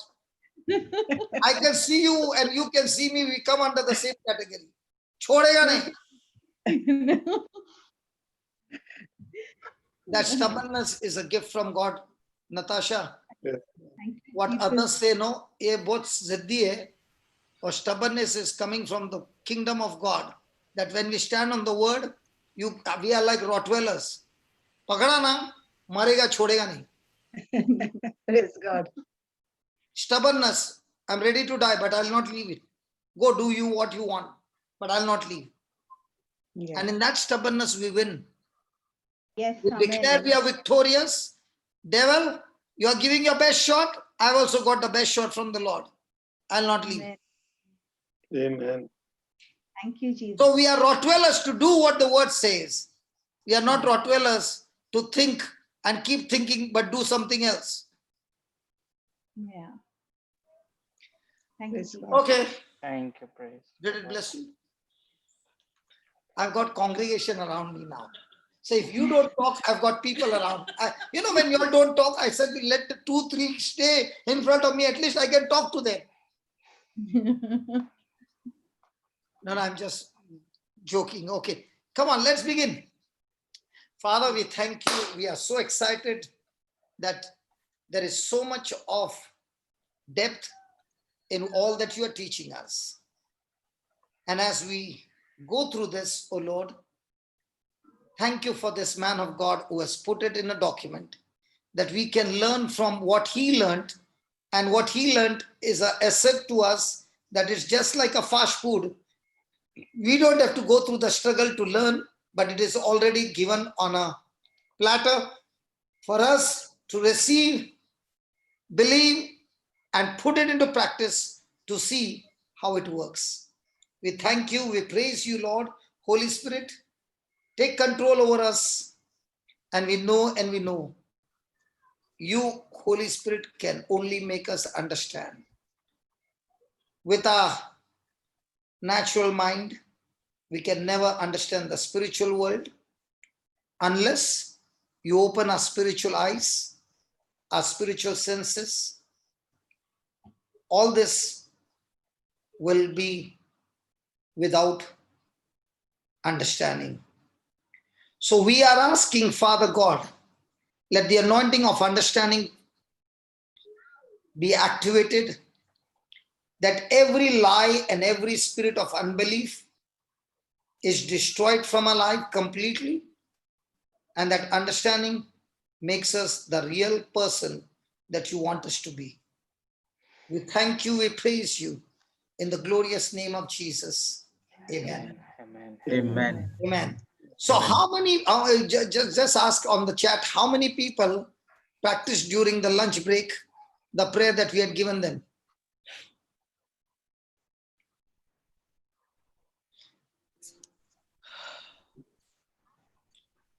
Chat is open. You can.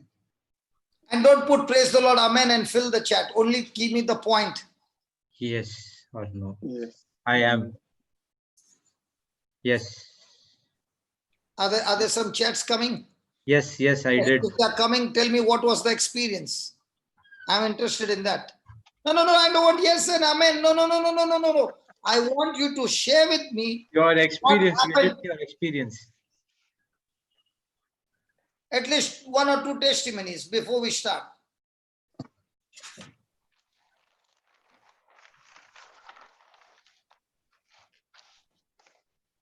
I'll put some from my audio, some people who sent me.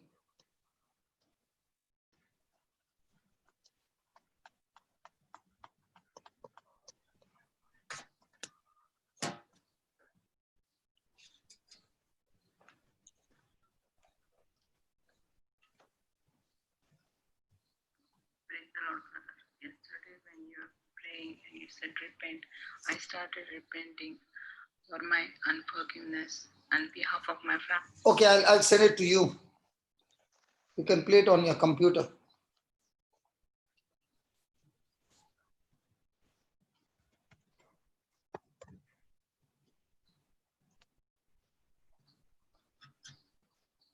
Yeah, play it, Baba. Yeah, 1 second. I'll just.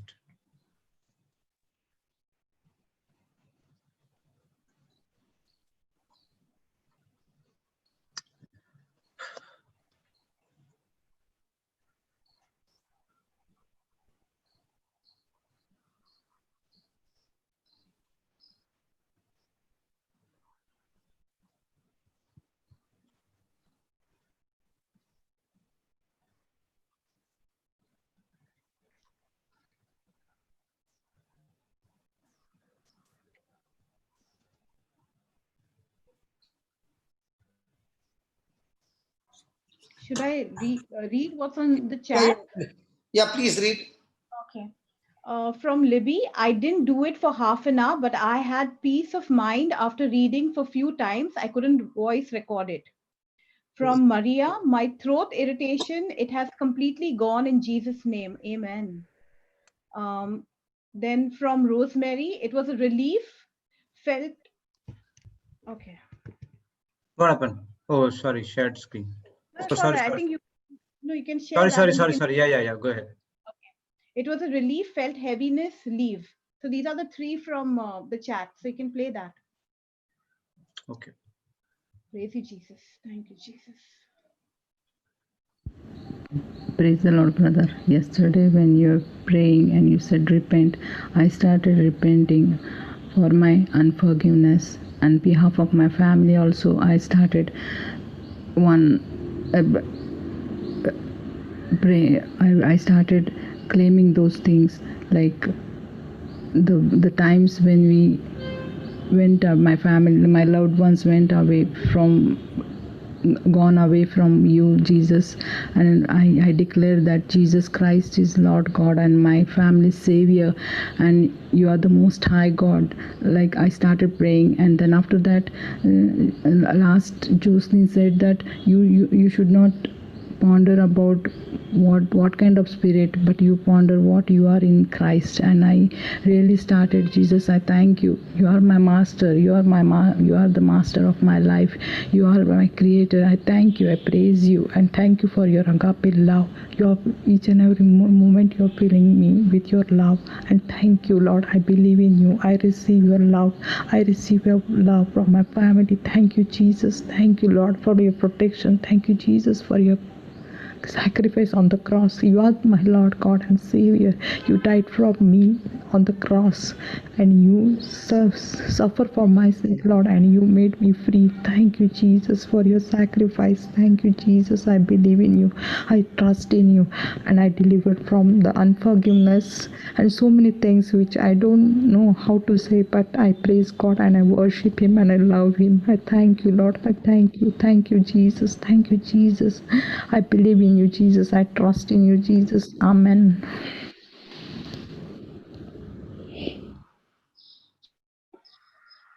And this person is saying, after saying that, she felt completely freedom. Now, might be it's not anything dramatic, but the person experienced the freedom. Praise God. Hallelujah. Okay. Hallelujah. Okay, we'll begin now. Now, we saw the four things. The first thing is repentance. Second thing is to believe that Jesus is my deliverer. Third thing is to believe what Jesus did for you on the cross and not on any good works of your own. So many people think that because of my good works, I will make it to heaven. That's absolutely wrong. You make it to heaven because of what Jesus did for you. And be sure that you forgive every person who has ever harmed you or wronged you. So when this person had all these more than 100 people who needed deliverance, he began to tell them that whosoever calls on the name of the Lord, they shall be saved. So in other words, whosoever shall call on the name of the Lord shall be healed, shall be delivered, shall be protected, shall be provided. So this is the promise that Jesus has given us, that when we call on his name, he comes to deliver us. Then Mark 16:17 says that in my name, you have the authority to cast out demons. So I myself can take that authority for myself and attack the demonic forces which are running inside of me, controlling me in any area, and be set free. Praise God. So this man led them into a prayer and said, now open your mouth and say, now Lord Jesus, I renounce any evil spirit that has gained any control over me, and I claim your promise of deliverance in my life. In your name, Lord Jesus, I receive my deliverance. When they made this prayer, the next 15 minutes were screaming, sobbing, coughing, shaking, people falling on the floor, all kinds of manifestation began to take place. When things quietened down, this man asked, how many of you felt that they had received deliverance? They had prayed for. 75% raised their hands. The remaining 25% needed further individual ministry. So those who remained, so those 25% had to remain back, and he began to help them to get their deliverance for themselves and to use the name against the name of Jesus against the enemy. He began to give them appropriate scriptures to quote. In some cases, it became clear that they had not fulfilled all the conditions that had been outlined. The endurance we needed to emphasize most, as it turned out, was failure to forgive those who had harmed or wronged them. Out of this experience, this man of God learned one vital important principle. The most important issue was not whether I had the necessary authority, but whether the people seeking deliverance had met God's condition for receiving it. What a powerful thing. It's not whether I have the authority or not, but very important is whether the person on the other side who wants deliverance, has he met God's condition to receive it. The promise of Jesus to his disciples had never varied. In Luke 10:19, Jesus said, I give you the authority to trample down snakes and scorpions and to overcome all the powers of the enemy, and nothing shall by any means hurt you. This variable factor in each situation is the response of those to whom we minister. When people meet scriptural requirements, deliverance follows. And one of the very powerful block is unforgiveness. Praise God. Praise God. A person with unforgiveness can remain in a bondage for a long time, because unforgiveness is a demonic spirit that opens doors and keeps the doors open for other spirits to come in. And that's why forgiveness is a must. Praise God. Praise God. Full deliverance may not be immediate, but progressive. Again, full deliverance may not be immediate, but progressive. And as people come to understand the various areas of their life that has been affected by demonic influence, so often there looms in the background the dark shadow of a generational curse or a curse from occult sources. Praise God. So from that first experience, I came to see that the ministry of deliverance is not primarily a test of my personal authority. It is a means of helping people in desperate need. It is not to show that I'm anointed, I'm powerful, and I have a deliverance ministry. But the reason that this man was practicing the deliverance ministry so that people could receive help and receive freedom from these demonic spirits that controlled their life, tortured and tormented their life. Amen. Amen. Amen. So we are not here to show how powerful we are, but we are here to show how much Jesus cares for you and wants to deliver you and change your life and make you like him, so that you in turn, who is now going through the torture, can understand other person who is going through torture and be a blessing to the other person. I always say, broken people become champions in mending broken hearts. When you are broken, you understand how painful it is. And when you see another person broken, you're saying, hey, I was just like you, but I've got news to tell you. I'm here to tell you how Jesus set me free. That same Jesus wants to set you free. Amen. Amen. It is not to show how high I am and how low you are.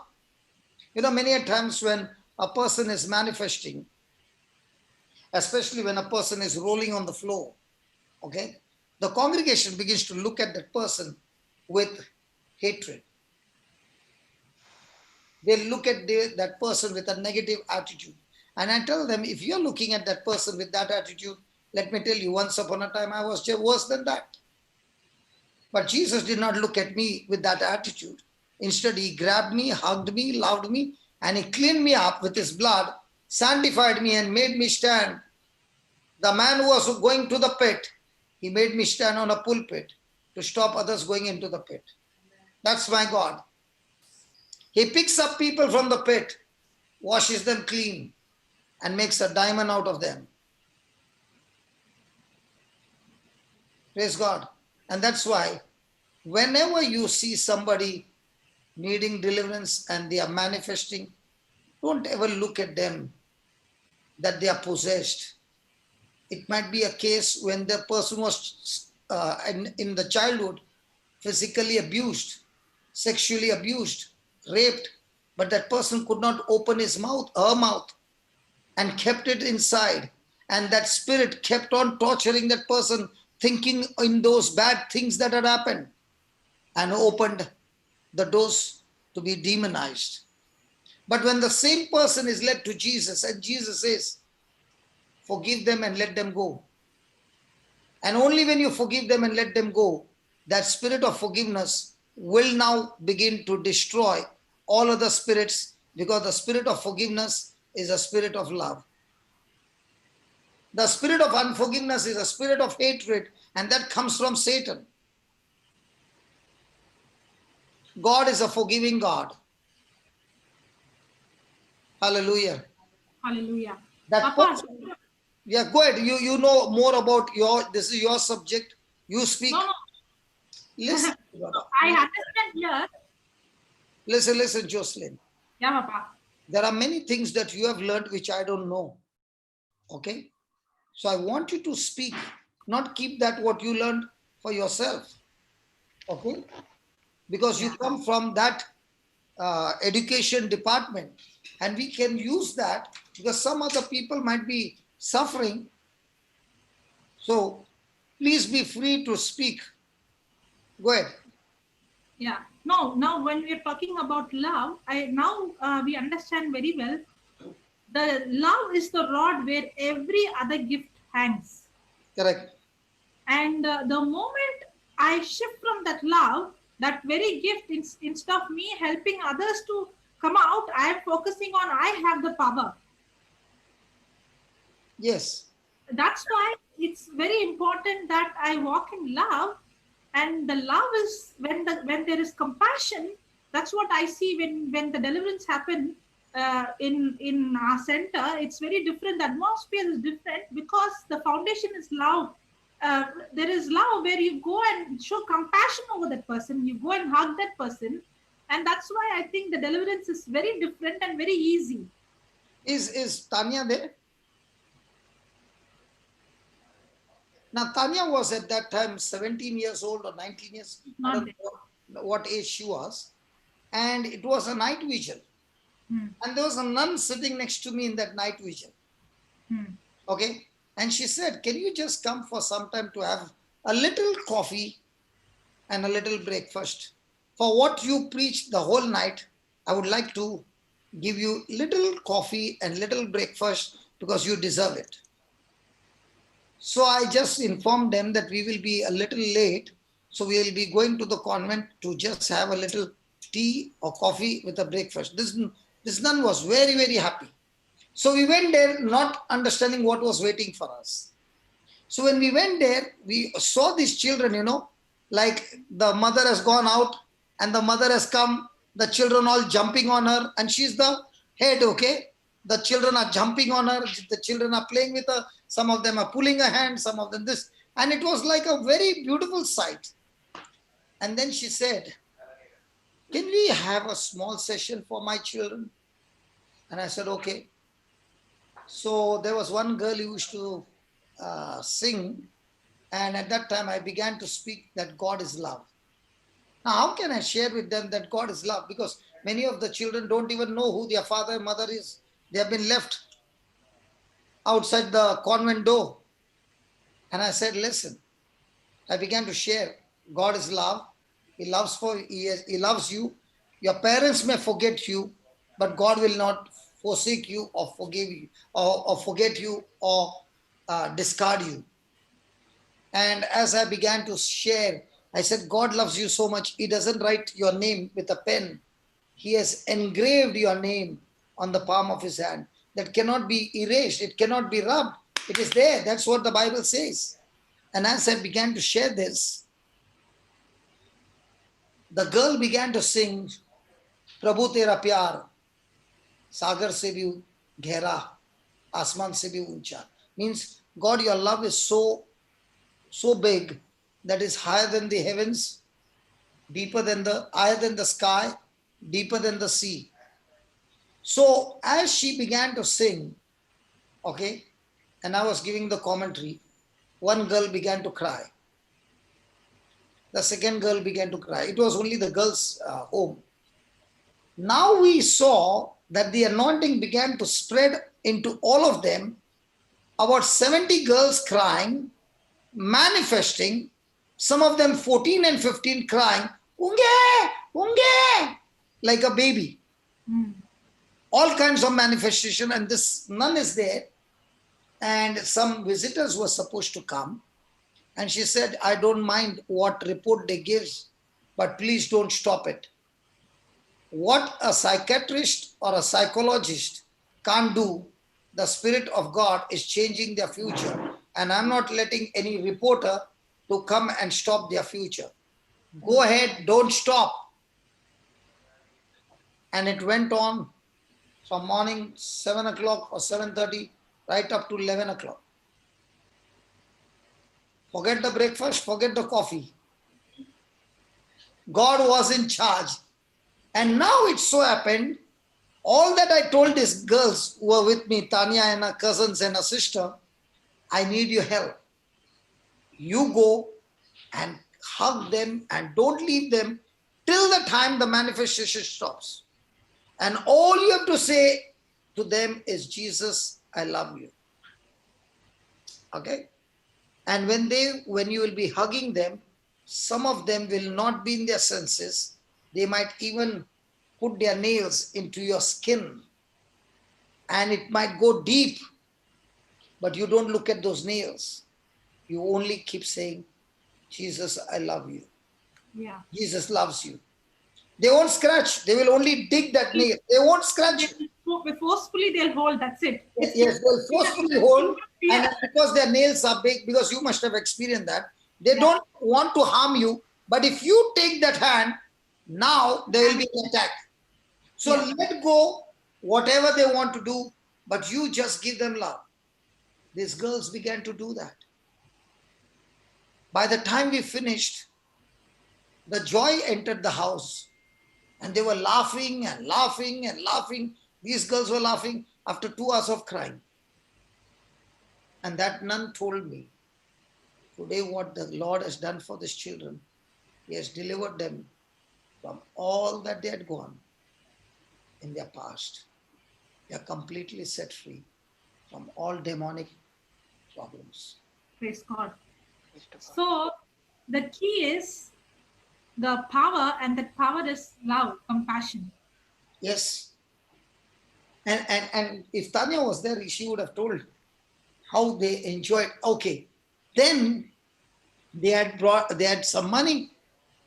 They gave all the money. And they had whatever the money was there, everything what the parents had given them, because the parents were not at home. They were there out for 4 days. They emptied their purse.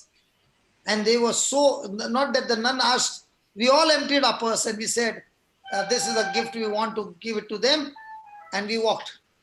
And I dropped them home, not knowing that they had no money. I did not know the parents were not there. Now, they were so much filled with joy that they did not even feel that they were hungry or anything, but they were enjoying what the Lord had done.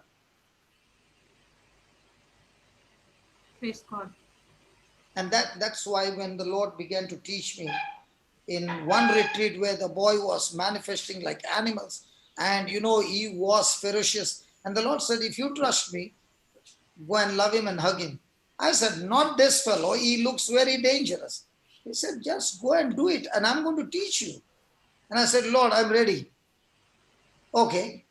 I went and caught hold of him and only said, Jesus loves you. And there was so much of screaming and yelling, in the name of Jesus, come out, and all that. There was nothing. He just collapsed in my arms and fell down. And that was the last. From that day I realized, the more I love these people and give them love, Satan cannot stand love. So my deliverance ministry started in a very different way, where I'm ready to take the scratches. Okay? But I will see to it that that person comes out. Praise God. And that's what exactly this man of God is saying. It's not authority, it's the compassion, that love towards those people. So when you see a person manifesting, are you feeling that person is demonized? That person is so evil? No. The person is created in the likeness and image of God. It's that devil who is making that person behave that way. And if we can give love, and this love is so different because it's selfless. And when you touch somebody and the love begins to flow into that somebody, that person's life is changed forever. Amen. Why were you calling me every night when you were in college? Jocelyn? Yeah, Papa. You never missed a single night Yeah. that you never called. For how many years? Maybe for some 9-10 years. 10 years. Every night. And that was a deal between me and her. I might not pick up your phone. But when the ring comes, I know it's your ring. I'll say a small prayer for you. That's all. Yeah. And if I see a missed call on my phone, a small prayer for you. And there was not a single night that she missed. Today when I say, God, what a beautiful thing you did in this little baby. Praise God. And I believe that this little baby is going to bless other people who are going through worse situations, to give them love and change their life. Amen. That's the ministry we have. No problem. No problem. No problem. No problem. Nothing happened.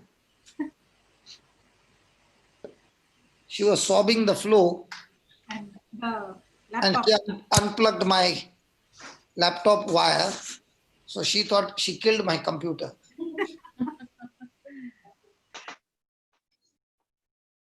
Now it just got unplugged.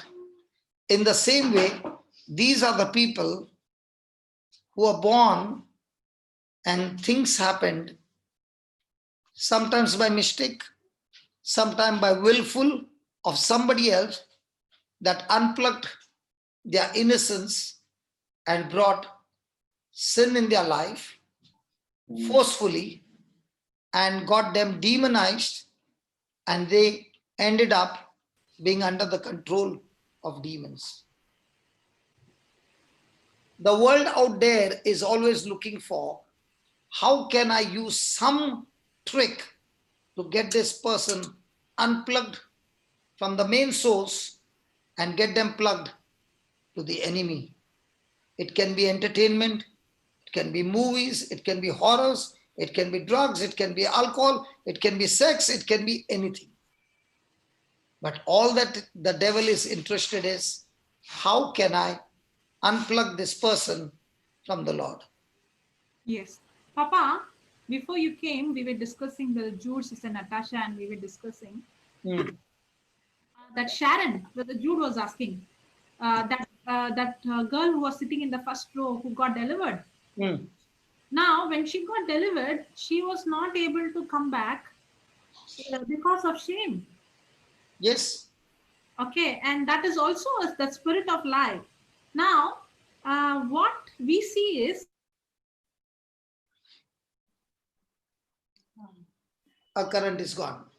We see you now. Jocelyn, you're frozen, unplugged. Okay. Now, when she gave a clue before leaving, God bless her, shame. What killed Judas? Shame. Condemned. What about Peter? Convict. Peter even went to the point that he said, I don't even know who he is.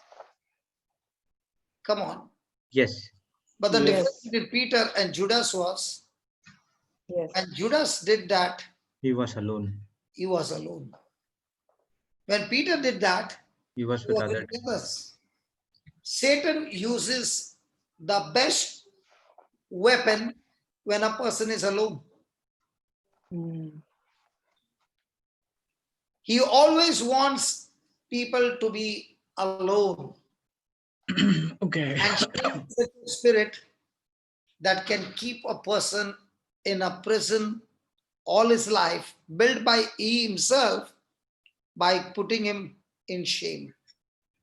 You know what Satan did for Jesus?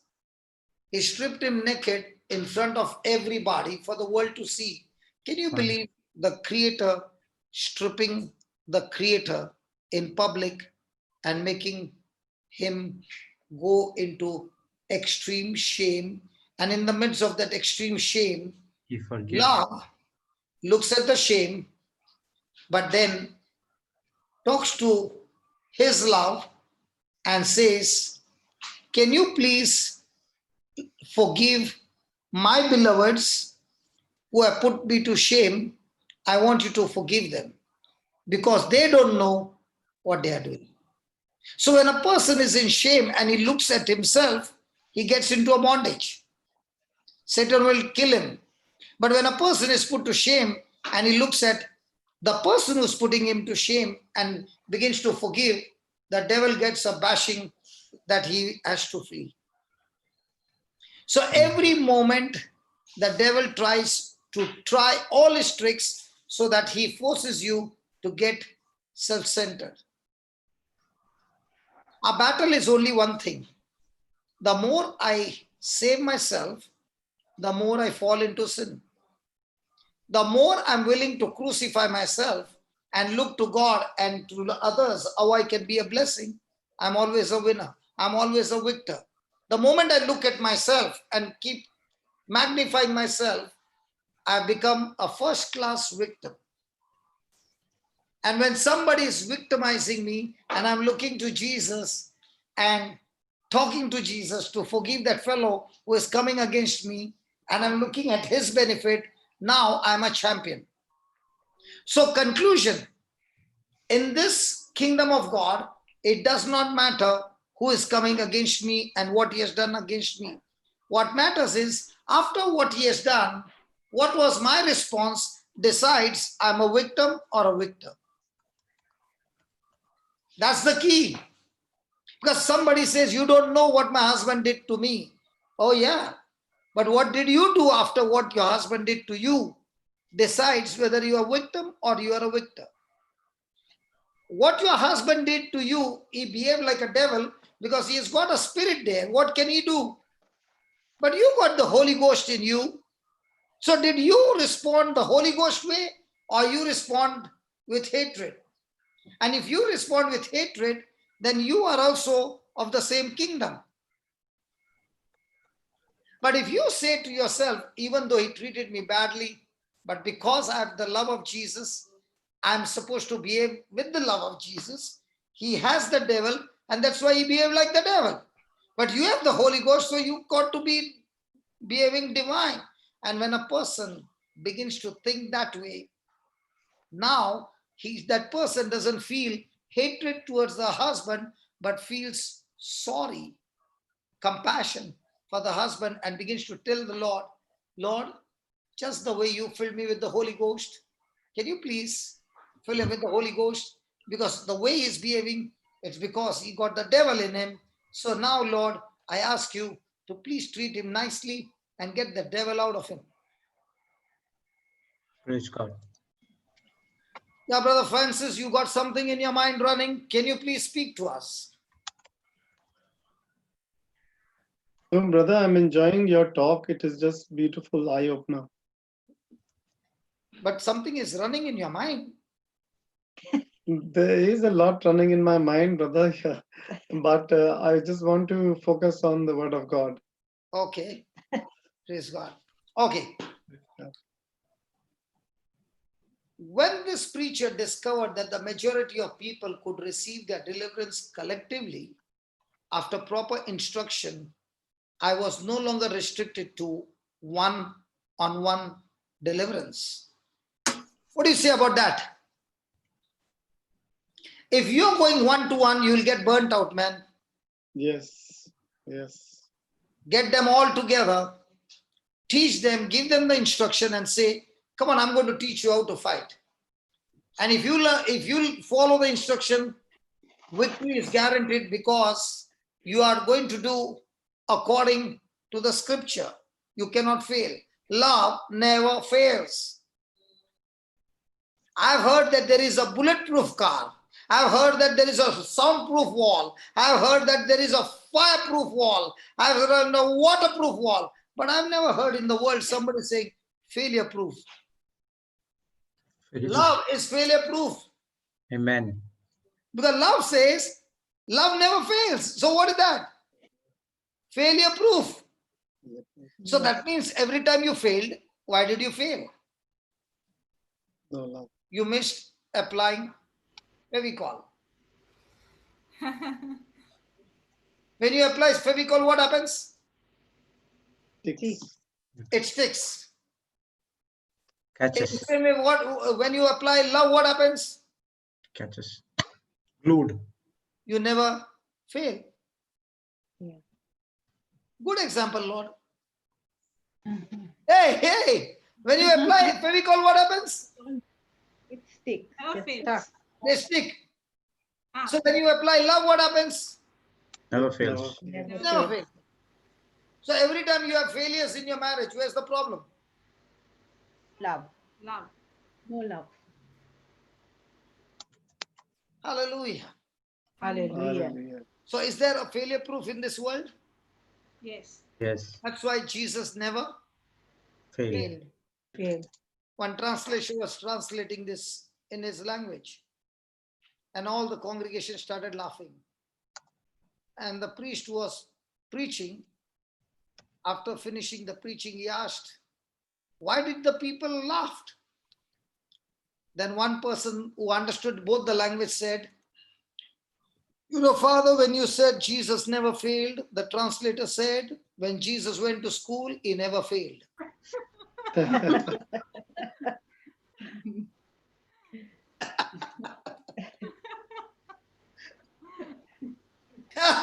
Isn't that good?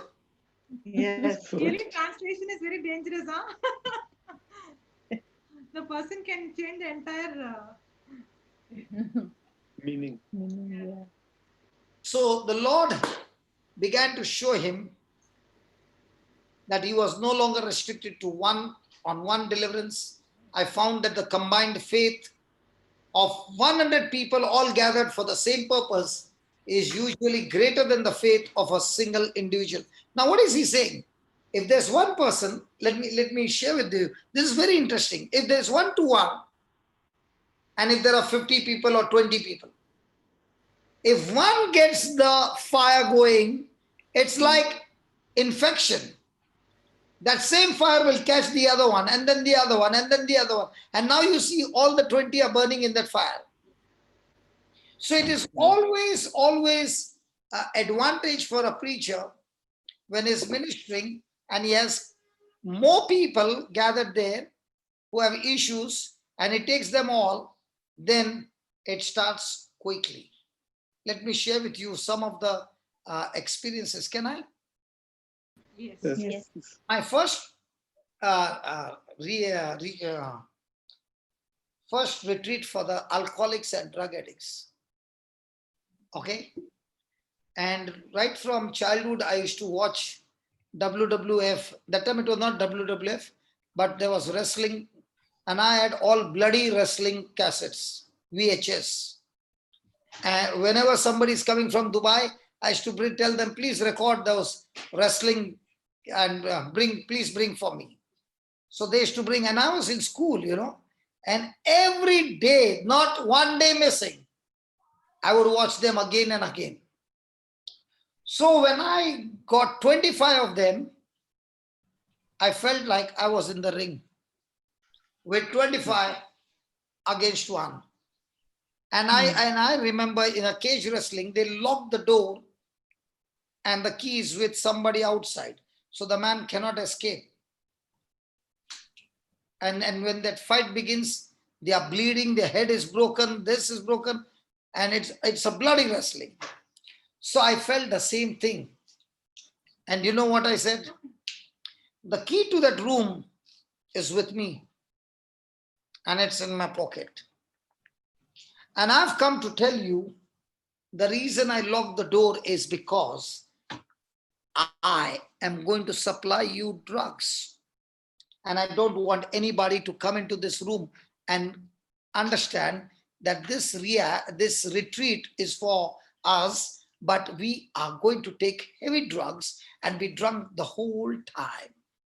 And the best part is, this drug is not found in the market and you don't have to pay. So we are going to be here together for 7 days and we are going to enjoy this drug and get high. How many of you want that? Most of the hands were up. I said, good. And I said, come on, let's begin. And I began to share my testimony, how my life changed.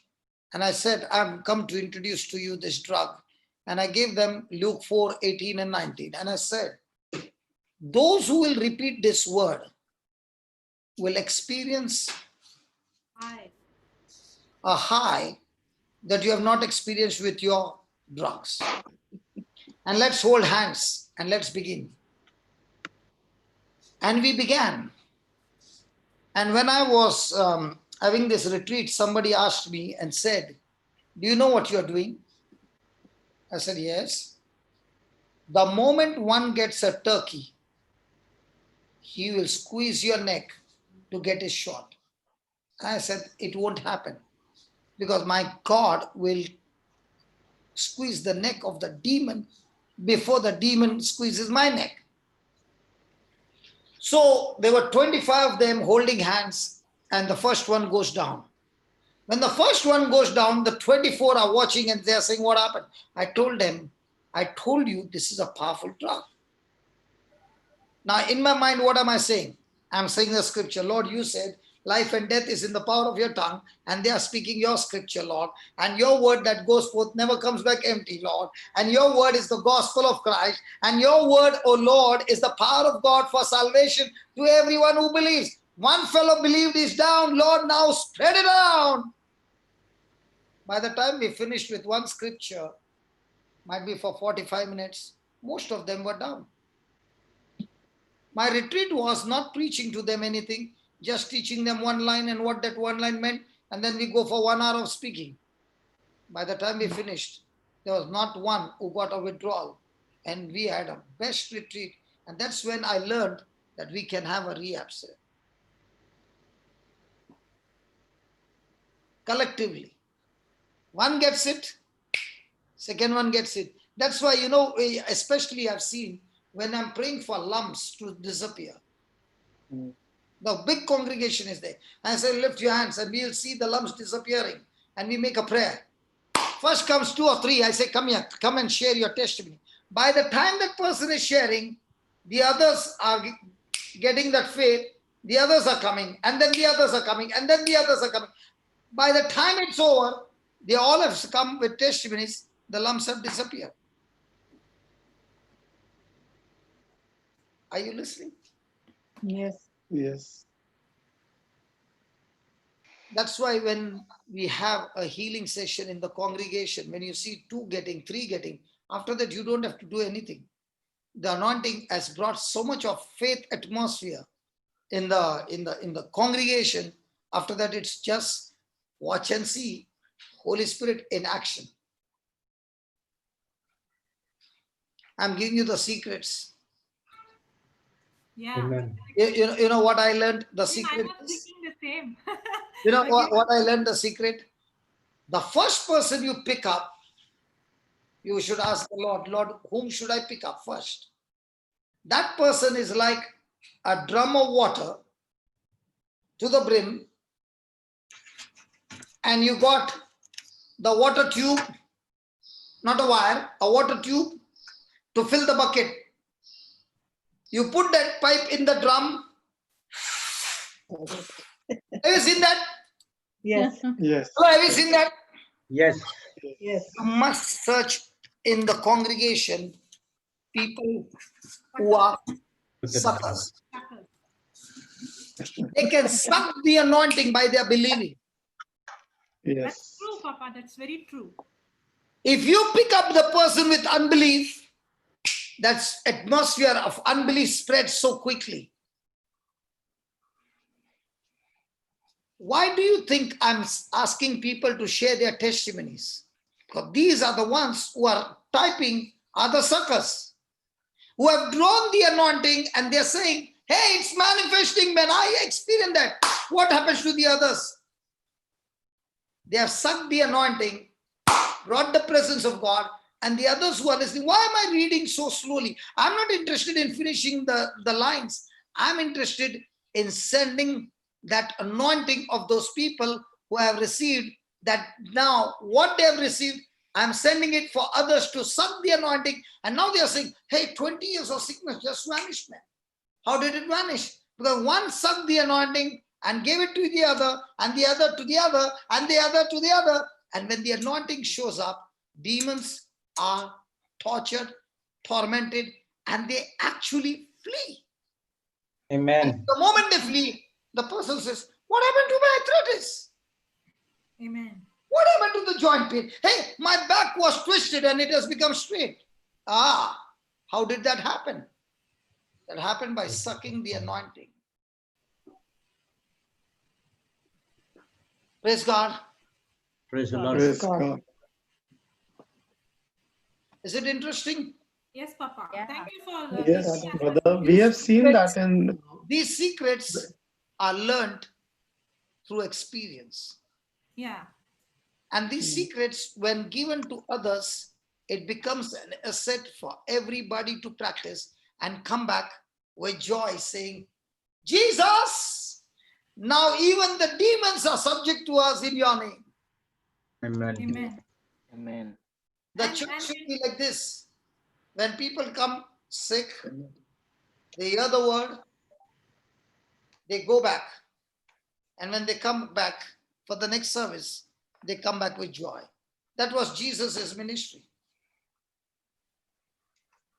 Yes. Teach them to do something that they can go home and do and come back with results. Make things easy, not complicated. Praise God. Praise the Lord. Is it And making the whole sense? atmosphere changes. Sorry? Yes. When that What? one person who's a sucker, Hmm. and when that person comes out, you could see the whole atmosphere will change. Yes, one It would person. just spread. Yeah. Yes. Only thing is, while you're teaching, you should only ask the Holy Spirit, who is that person? Now, have you seen me calling somebody and saying, let me teach you what's the difference between believing in the mind and believing in the heart? Yes. Yes. Yes. So I say, who's Yeah. got a Bible? Who's got a Bible? Now, when a person has got a Bible and is Who carrying has the Bible, one? what does that mean? Hey, when somebody is coming to church with a Bible, what does that mean? He's a person of unbelief, That means or he is a person who wants to believe? Wants to believe. But he might Wants to be believe. a person who is carrying the Bible with a mind. Now, all that I have to get is Yeah.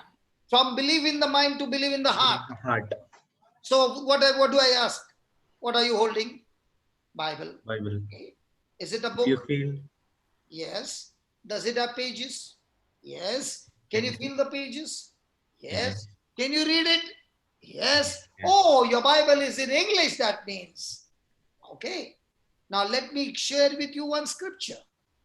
John And I 1:14. show John 1:14. John 1:14. The word was made flesh and Flesh. no, don't go ahead. Only that much. The word was Made made flesh. flesh. Now, what are you holding? Bible. Okay, read it again. What are you holding? Bible. Read it again. What are you holding? Flesh. What? All this time you are saying you are holding a book. Why are you saying now you are holding Flesh. flesh, the body of Jesus? And if you're holding the body of Jesus, in the scripture it said that a woman with the issue of blood touched his flesh. Not his flesh, his garment. You are not touching the garment, you are touching the Flesh. flesh. Do you believe it? Yeah. Are you believing it with your eyes saying it's a book? Are you believing by you feeling that it's a book? Are you believing by your touch it's a book? Even though my senses are saying it's a book, because the Bible says so, I choose to believe that I'm touching his body.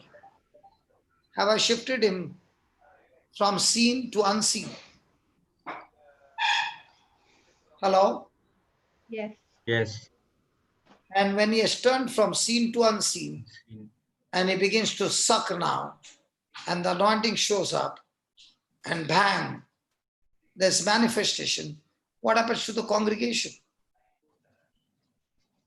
If I preach 100 sermons and 10 minutes of manifestation is more powerful than the 100 sermons that I preach without signs and wonders. Wonders. Yes. Do you understand? Yes. Yes. So the challenge is that the preacher's job is to turn the From person's to seen to unseen. thinking from things seen to things Unseen. unseen. Amen. Amen. Hallelujah. Hallelujah. So can a preacher turn that? Yes. He has. No, he cannot turn that unless he himself believes. If the preacher himself doesn't believe, what can he give? Unbelief. See, I can give you what I have. Can I give you what I don't have? No. No. So how many preachers do you see preaching that 10 minus 7 is 3? And how many preachers do you see who preaches 10 minus 7 is 700? Praise God. 10 minus 7 is how much? How did you get that? You just heard from me and you believe? 10 minus 7 is how much? How do you know that? No, you can't believe without just because I said no. No. It's different. So there should be some document to prove no, it's different. Word of God. Okay, let me ask them. How can I make them believe they're new, okay? They are new people, okay? So don't point fingers to them. How can you say to them 10 minus 7 is 700? Luke 6:38, the word of God says so. Huh? By the scripture, Luke word of God. 6:38, the word of God says so. What does it say, brother? Give and it shall be given unto you, a full measure, pressed down, shaken together, shall running over, shall pour into your bosom, shall men pour Oh, into your they're saying we know this scripture. You know this scripture, but you don't know the application. Yes. Now we know. Now we know. We heard. So, if I know the scripture, but I don't know the application of that scripture, what happens? You'll still believe 10 minus 7 is 3. Yes. unbelief.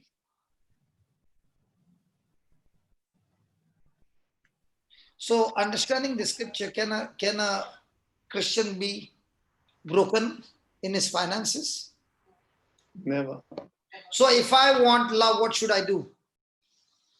Give love. Give love. Give love. Give love. If I want mercy, what should I do? Give mercy. Give mercy. mercy. If I want kindness, what should I do? Kindness. Give kindness. Kindness. If I want money, what should I do? Give. Give money. Money. When I said give money, they both are laughing. Yes. Yes. Praise God. Give love, they never laughed. Give mercy, they never laughed. Give kindness, they never laughed. But give money,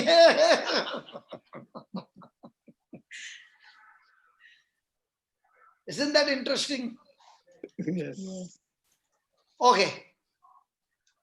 So, what do we do now?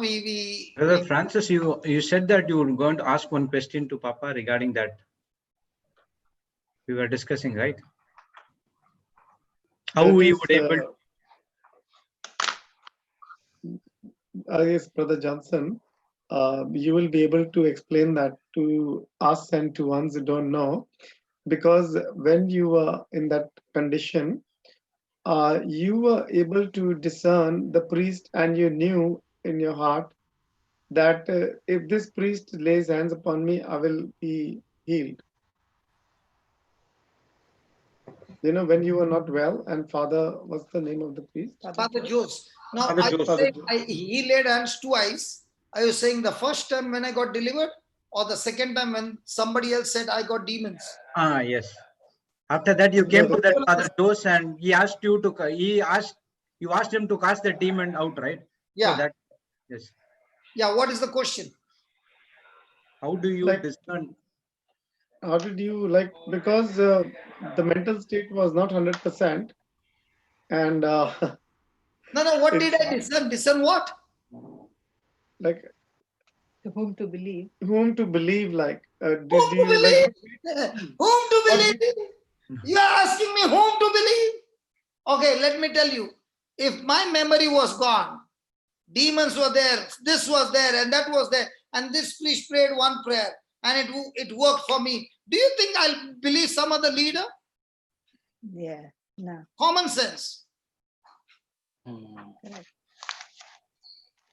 When a baby is born, does the baby believe, or the mama makes the baby believe and brings the baby to the breast to suck the milk? I'm asking you. The mama. The mama teaches the baby. So when I was brought, I never tasted milk of the word. Yes. And thank God I got pure milk. And in those 2 or 3 months, I was sucked so much that I could stand and start walking. And somebody came and knocked me down and said, you are a cripple, you will never walk in your life because you got demons. So where do you think the baby will go when he's injured? To the mama who fed the milk, or run somewhere else? To the mama. Papa, Why did Florrie come to me even after she's eating biryani now? Yes.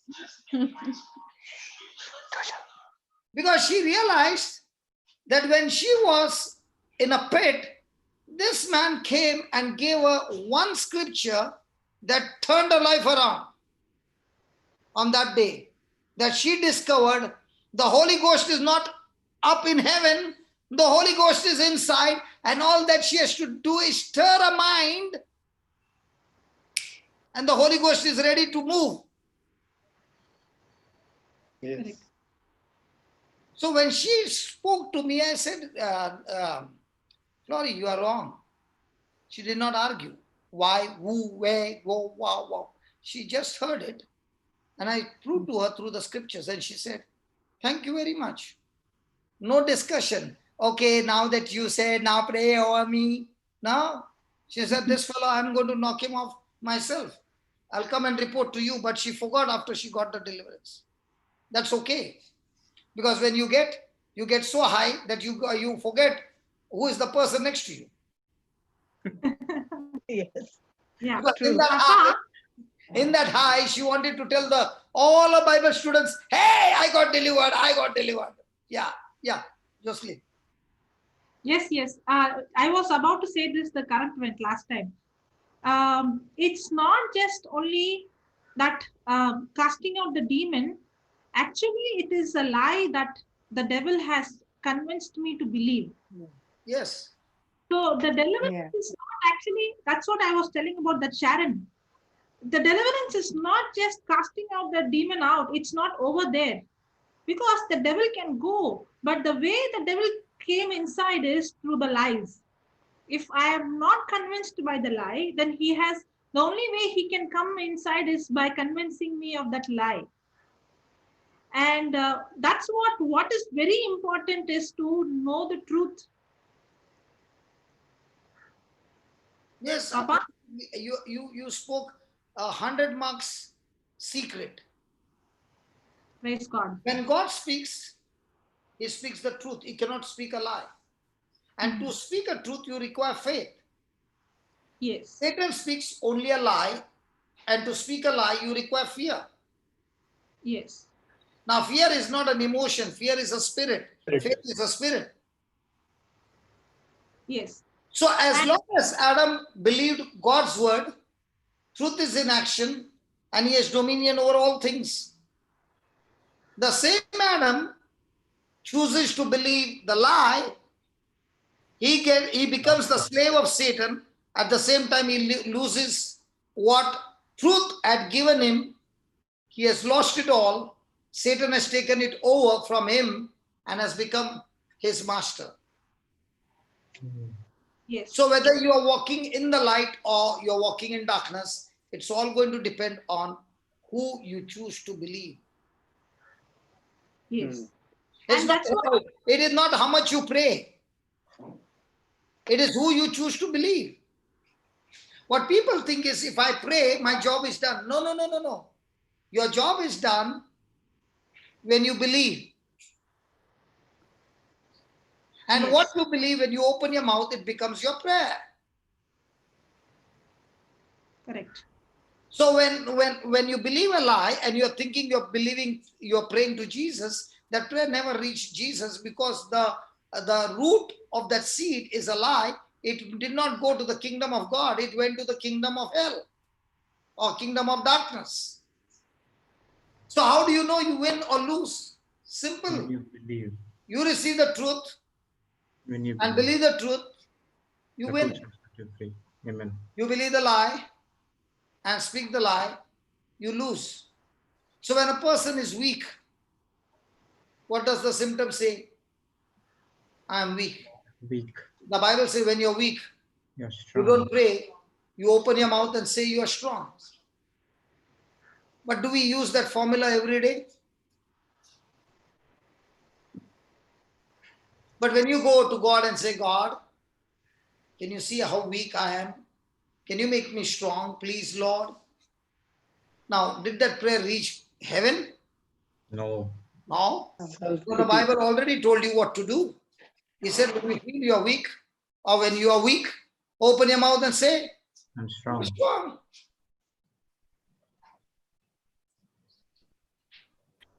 Praise God. Praise the Lord. Yeah, Jocelyn, add something more. Go ahead. Yeah. So that's why it is very important to take authority and cast the demon out. It is very, very important, because the scripture says I have to submit to God and resist the devil. But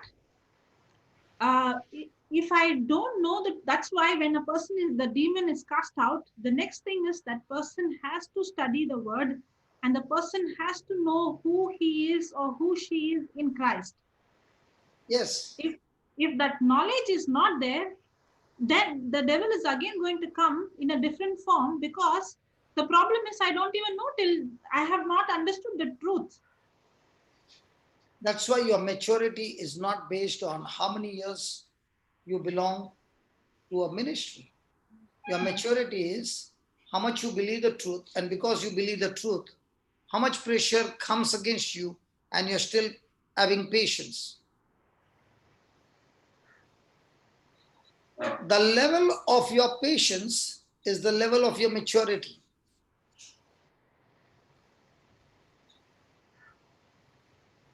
Praise God. Okay, we'll start praying. Somebody has messaged, okay, if it's a lie, but I can see my son fitting. Sorry? I think seizures, epilepsy, okay, and in pain in epilepsy, this lie has damaged his life for 20 years. I'm seeing people getting their victory, but with epilepsy, I am not seeing even a single change. Okay, let me tell you, I scored 97 marks in epilepsy. Praise God. When it is epilepsy, I get excited because my scoring is up to 97. Take a number, we'll get back to her. Okay. Okay. So let's go to the 4 points. Are we ready? Yes.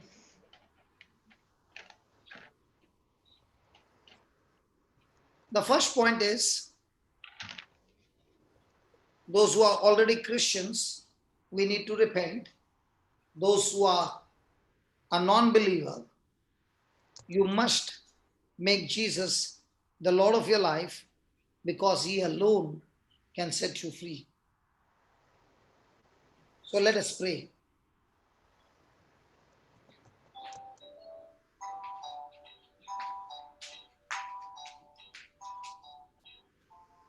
Let us pray. Heavenly Father, somebody can be on a mic, please, to repeat what I'm saying. One person at least. Okay. Yes, brother.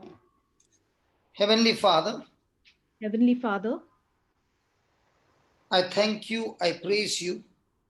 I thank you and praise you. I come to you I come to you with a repentant heart.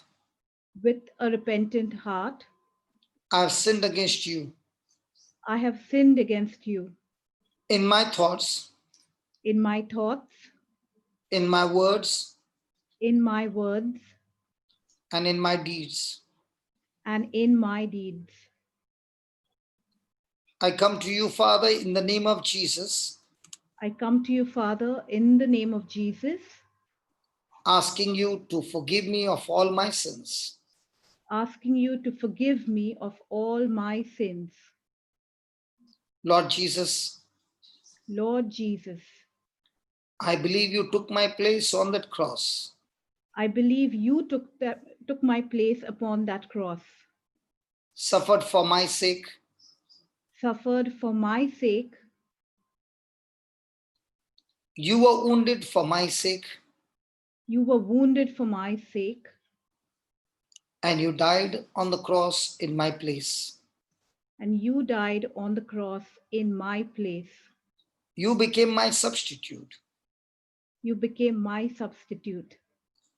I believe you were buried, I believe you were buried, and I also believe that God raised you from the dead. and I also believe that God raised you from the dead. Lord Jesus, Lord Jesus, the Bible says, the Bible says, if I believe with my mouth, if I confess with my mouth if I confess with my mouth that Jesus Christ is my Lord, that Jesus Christ is my Lord, and I believe in my heart and I believe in my heart that God raised him from the dead, that God raised him from the dead, I shall be saved. I shall be saved. Lord Jesus, Lord Jesus, I believe with all my heart I believe with all my heart you are my Lord, you are my Lord, my God, my God, and my Savior. and my Savior. I thank you for coming into my heart. I thank you for coming into my heart. I thank you, Lord, I thank you, Lord, for all the wrong that I've done, for all the wrong that I have done, which I deserved. which I deserved. You nailed it on the cross. You nailed it on the cross. And from your wounded body, And from your wounded body, I receive my healing. I receive my healing. From your precious blood, From your precious blood, I receive forgiveness of my sins. I receive forgiveness of my sins. I receive I receive your life in me. your life in me. I receive my deliverance right now. I receive my deliverance right now In the name of Jesus. in the name of Jesus. Lord, just as you have forgiven me, Lord, just as you have forgiven me, I forgive everyone I forgive everyone unconditionally. unconditionally. Those who have harmed me, Those who have harmed me, wronged me, wronged me, those I have harmed and wronged, those I have harmed and wronged, I ask forgiveness from them, I ask forgiveness from them, and I forgive everyone unconditionally. and I forgive everyone unconditionally. I receive your forgiveness, Lord Jesus, I receive your forgiveness, Lord Jesus, and I thank you. and I thank you. I believe by my faith I believe by my faith I am forgiven. I am forgiven. I am washed in the blood, I am washed in your blood, redeemed and sanctified. redeemed and sanctified. Lord Jesus, Lord Jesus, the word of God says, the word of God says, whosoever shall call on the name of the Lord whosoever shall call on the name of the Lord shall be saved. shall be saved. Your word also says, Your word also says, all those who believe in you, all those who believe in you, you have given them authority you have given them authority to expel to expel every demon every demon from themselves from themselves and others. and others. So by faith I declare, So by faith I declare, Lord Jesus, Lord Jesus, in your name, in your name, I renounce any evil spirit I renounce every evil spirit that has gained control over me, that has gained that, any control over me. that has gained any control over me. I claim your promise of deliverance. I claim your promise of deliverance. Yes, Lord, Yes, Lord, in your name I receive complete freedom in your name I receive complete freedom right now from every demonic activity. right now from every demonic activity. And I declare, And I declare, I am set free I am set free in Jesus' name. in Jesus' name. Amen. Amen. Now let's praise God. Thank you, Jesus. Thank Praise you, you, Jesus. Jesus. Praise you, Jesus. Hallelujah. Thank you. Hallelujah. Thank You're you, my Lord. King of Kings. You're the Lord of Lords. Jesus. Thank you, Jesus. Hallelujah. Thank you, Jesus. Open the mics, Baba. Thank you, Thank you. Jesus. Praise you, Thank you. Jesus. Praise Hallelujah. you. Thank you, Hallelujah. Lord. Hallelujah. Hallelujah. Thank you for Thank being you. my substitute, my savior, my Praise deliverer. you. Hallelujah. Thank you, Jesus. Hallelujah. Hallelujah. Thank Praise you, you, Jesus. Thank you, Praise you, Jesus. thank you, Hallelujah. Thank you, Jesus. thank you, Praise you. Hallelujah. Thank you, Jesus. thank you, Jesus. Hallelujah. Hallelujah.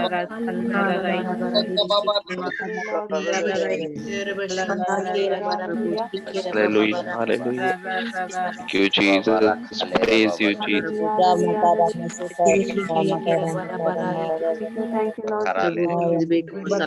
Jesus. Thank you, Lord Jesus. Thank you, Thank you, Jesus. Father. Thank you, Father. Thank you, Thank Father. you, Jesus. Thank you, Jesus. Thank you, Hallelujah, Jesus. Hallelujah, hallelujah, hallelujah, hallelujah. Praise you, hallelujah. Praise you, Lord Jesus. Glorify, Lord. hallelujah, Praise the hallelujah, Lord, praise hallelujah, the Lord. hallelujah, hallelujah, hallelujah. Jesus, glory to you, Jesus. I Praise glorify the you, I Lord. glorify you, Lord Jesus. Hallelujah. Praise the Lord. Jesus, praise you, praise you, Lord. Hallelujah, hallelujah, hallelujah, hallelujah, hallelujah, hallelujah. Hallelujah, hallelujah, hallelujah, hallelujah, hallelujah, hallelujah. Hallelujah, hallelujah, hallelujah, hallelujah, hallelujah. Praise the Lord. Thank you, Jesus. Thank you, Jesus. Thank you, Father. Thank you, Jesus. Thank you, Jesus. Thank you, Holy Spirit. Jesus, Thank you, glory, Jesus, Lord. for your Thank you, Lord compassion. Jesus. Hallelujah, hallelujah, Thank you, Father. Thank you, Jesus, for healing my healing my spine. Thank you, Jesus, for healing my spine. Hallelujah, hallelujah, hallelujah, hallelujah, hallelujah, hallelujah, hallelujah, hallelujah, Thank you, Jesus. Thank you, Jesus. Lord, thank you.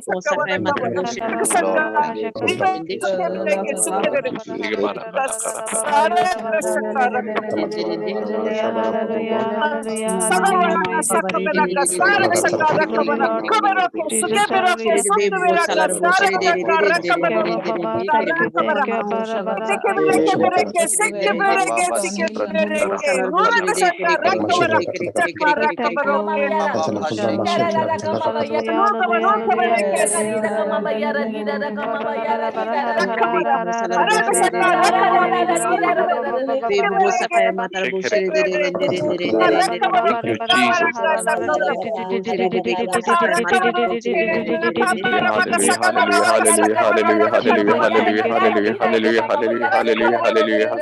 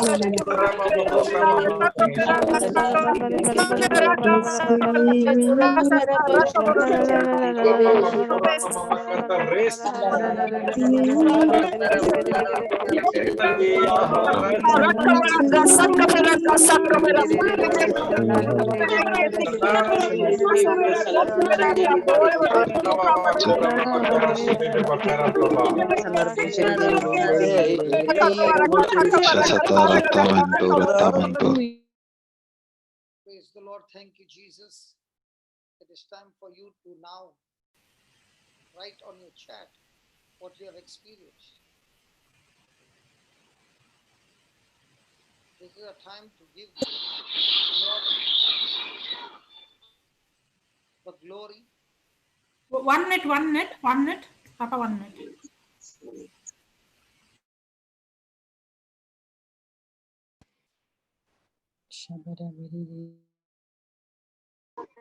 This is a time to write on your chat what the Lord has done for you.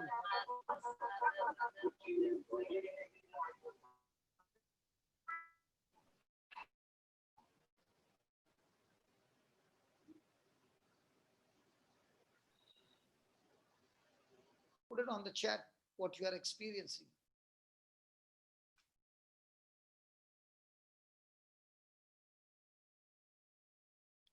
Thank you, Jesus. Thank you, Jesus.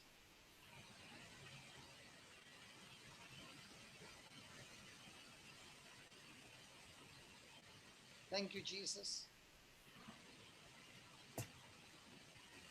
And keep on praying in tongues.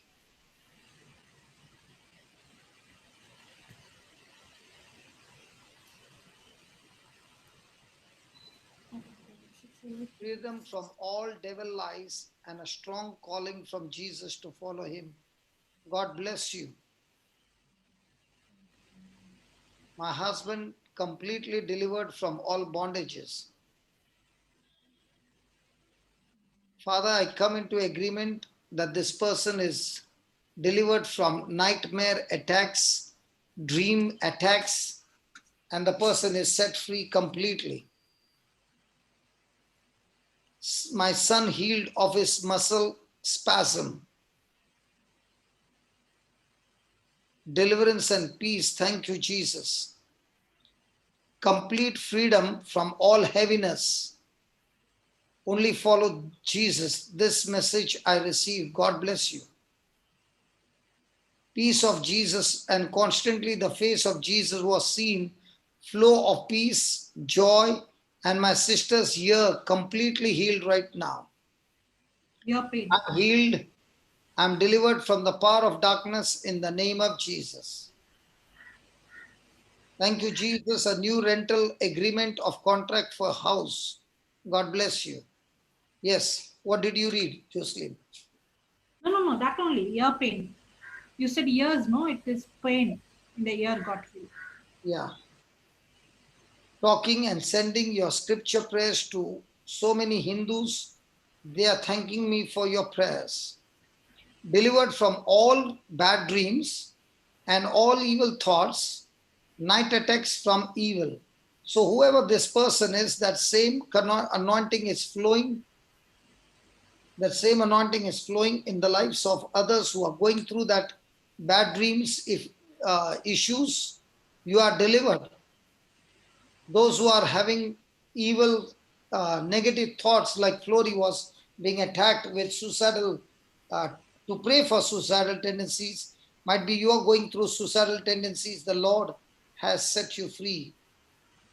Delivered from all kinds of offense and spirit of anger and hurt in Jesus' name. Delivered from all sexual activities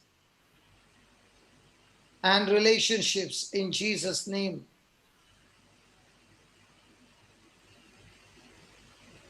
Delivered from unforgiveness and anger in Jesus' name.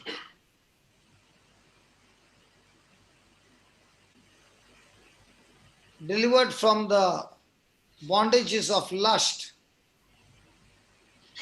and masturbation. Thank you, Jesus.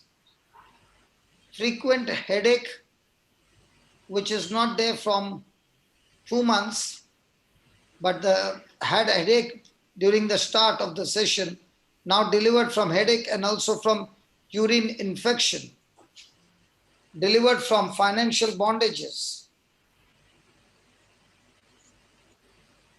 Come on, put it there.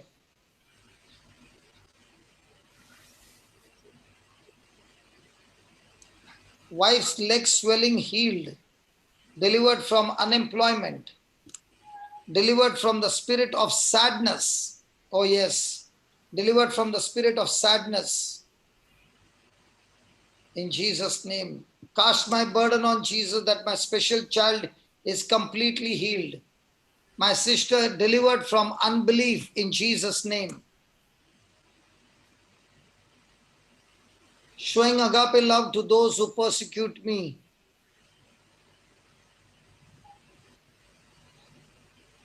Delivered from lust in Jesus' name. Delivered from fear in Jesus' name. Testimony for Jesus soon, using and training me mightily. Delivered from confusion. Spirit of love and joy of Jesus has filled me. delivered from Satan attacking me and coming in front of me and attacking me and saying, take the knife and kill. I am delivered completely. Wow. Amen. My husband, who was with lack of faith and unbelief for over 30 years, has started believing in the prayer of agreement after watching and listening to 2 of your prayers of agreement videos. Praise the Lord. Shall I read? Teachings who are ignorant to the truth. Salvation has come to my house. My husband delivered of a heavy chest pain and suffocation, delivered from weakness. I want to say those with heart disease, lung problem, breathing problem, you are set free right now in the name of Jesus. Complete freedom from all lies of the devil and fear about children. Whole family is delivered from all evil thoughts, delivered from hatred, delivered from financial crisis, headache, generational curses of enmity among siblings and court cases. Wow. Papa, shall I read? Two. I got 2. Yeah, read what you got private. Okay. Crying bitterly as if from some inner depth. Couldn't stop crying because Jesus has forgiven me. So the mess I made in my son, I believe the Lord has set him free from being a special child to a normal, healthy boy. Amen, amen, amen, amen. Jocelyn, I agree in the name of Jesus for this creative miracle in Jesus' name. Jesus is the same yesterday, today, and forever. He has gone back to the past, the day of conception, the moment of conception, and whatever has gone wrong, Jesus is the God, the living God who gives life to the dead. He set things right in your son's mind, brain, body, every organ, every tissue. In Jesus' name. Amen. My sister has joined her new company and her old employer has released her passport without making any problem for her. Wow. Family delivered from all bondages in agape love and the same love we give to others. Delivered from forgiveness, anger, and financial bondages. Wow. I claim in my faith confidently, declaring my husband's doctor's report proved to be nil and nullified, his health issues hung on the cross and now completely healed. Thank you, Jesus.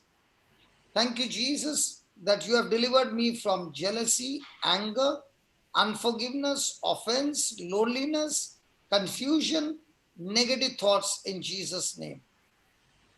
My son completely healed from lust and mighty allergy in Jesus' name. Delivered dust. From dust and height allergy. Dust. Delivered from not submitting to my husband. Wow. Delivered from self-centeredness. My Hindu sister delivered from fluid on the brain. My daughter completely delivered from failures, pain, and rejection. Thank you, Jesus. Thank you, Holy Spirit. I've experienced. I know that I'm no longer a victim, but I'm a victor. I receive fresh anointing that has destroyed the yoke of every spirit and taken away my burden out of my life. In Jesus' name, amen. I received complete freedom, unconditional love, and agape love of Jesus. I feel love of Jesus feel me inside my heart. Florida's testimony about suicide touched my heart, and I believe that I will help others to preach them the word of truth. Thank you so much, Papa Johnson. Thank you so much, Florida, Jocelyn, and thank you, Jesus. God bless you all. This one, For the past 2 days, my husband is seeing your videos instead of seeing cinemas in the night. Fantastic. Praise God. I'm delivered from worry and fear. As you were praying, I felt peace within my heart. I'm very happy now. Thank you, Jesus. My husband is delivered from all addiction.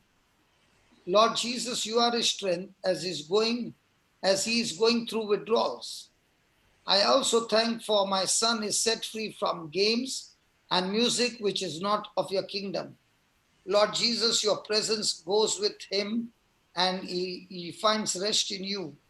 Lord, you are embracing him and filling him with your love. He is an ambassador of Christ. Delivered from all negative thoughts coming towards my children, all dirty thoughts. My children are teaching the word of God for your glory. I am totally healed from hernia and delivered from all the devil's lies in my marriage. Thank you, Jesus. Thank you for bringing me into the Word of God and getting me to know the scriptures and understand the meaning and deliverance and its effects. Just check the YouTube, Baba, Jude. Yes. My family and I are delivered from all bondages and my marriage is restored today. 26. On my wedding 26th anniversary, and my husband and son's souls are saved. We are in agape love and the same love we give to others in Jesus' name. God bless. God bless you. God bless your marriage. God bless your anniversary. God bless everyone. My husband delivered from throat pain. He started to listen to your videos and now uses agreement prayers. He is in the garden. Praise God. Marriages are restored in the name of Jesus. Amen. Thus, the demon of divorce and separation and quarrel and lust in the marriages, all these demonic forces are destroyed in Jesus' name. Amen. And that Fatima auntie's mother, no, she messaged me saying that she ate without any difficulty. Praise God. So my son Alex is showing disobedience, confusion, and rejection. I ask forgiveness from God and from my son as he suffered bitterness and rejection in my womb. In the name of Jesus, my son is completely free from all hurt feelings and demonic bondages. I'm delivered from impatience, being judgmental and assertive, and all allergies to medication for 20 years. I'm also being delivered from all anxieties and fears. I'm operating in agape love, working hard to be submissive to my husband and others, learning to serve them. I still need deliverance for high blood pressure. In the name of Jesus, you are set free from that. In Jesus' name. Yes, Jude, go ahead. My husband is set free from all bondages and he is inside the garden. Thank you, Jesus. I am delivered from all nightmares. Thank you, Jesus. Thank you, Jesus. I experienced peace in my heart. Thank you, Jesus, for delivering my son from different addictions. Amen. Thank you, Jesus. I have received the offer letter for the new job. Praise God. Wow, wow. Father, in the name of Jesus, we pray for new jobs opening and people who are looking for jobs. Lord, that same anointing that brought new job is bringing new jobs manifested in people's life in Jesus' name. Amen. Amen. Thank you, Jesus. My prostate is healed. God bless you. Praise the Lord. I'm healed from PP skin problem. Thanks. God bless you, Jesus. My wound is healed. Thank you, Lord. I claim complete healing for my mother. God bless you.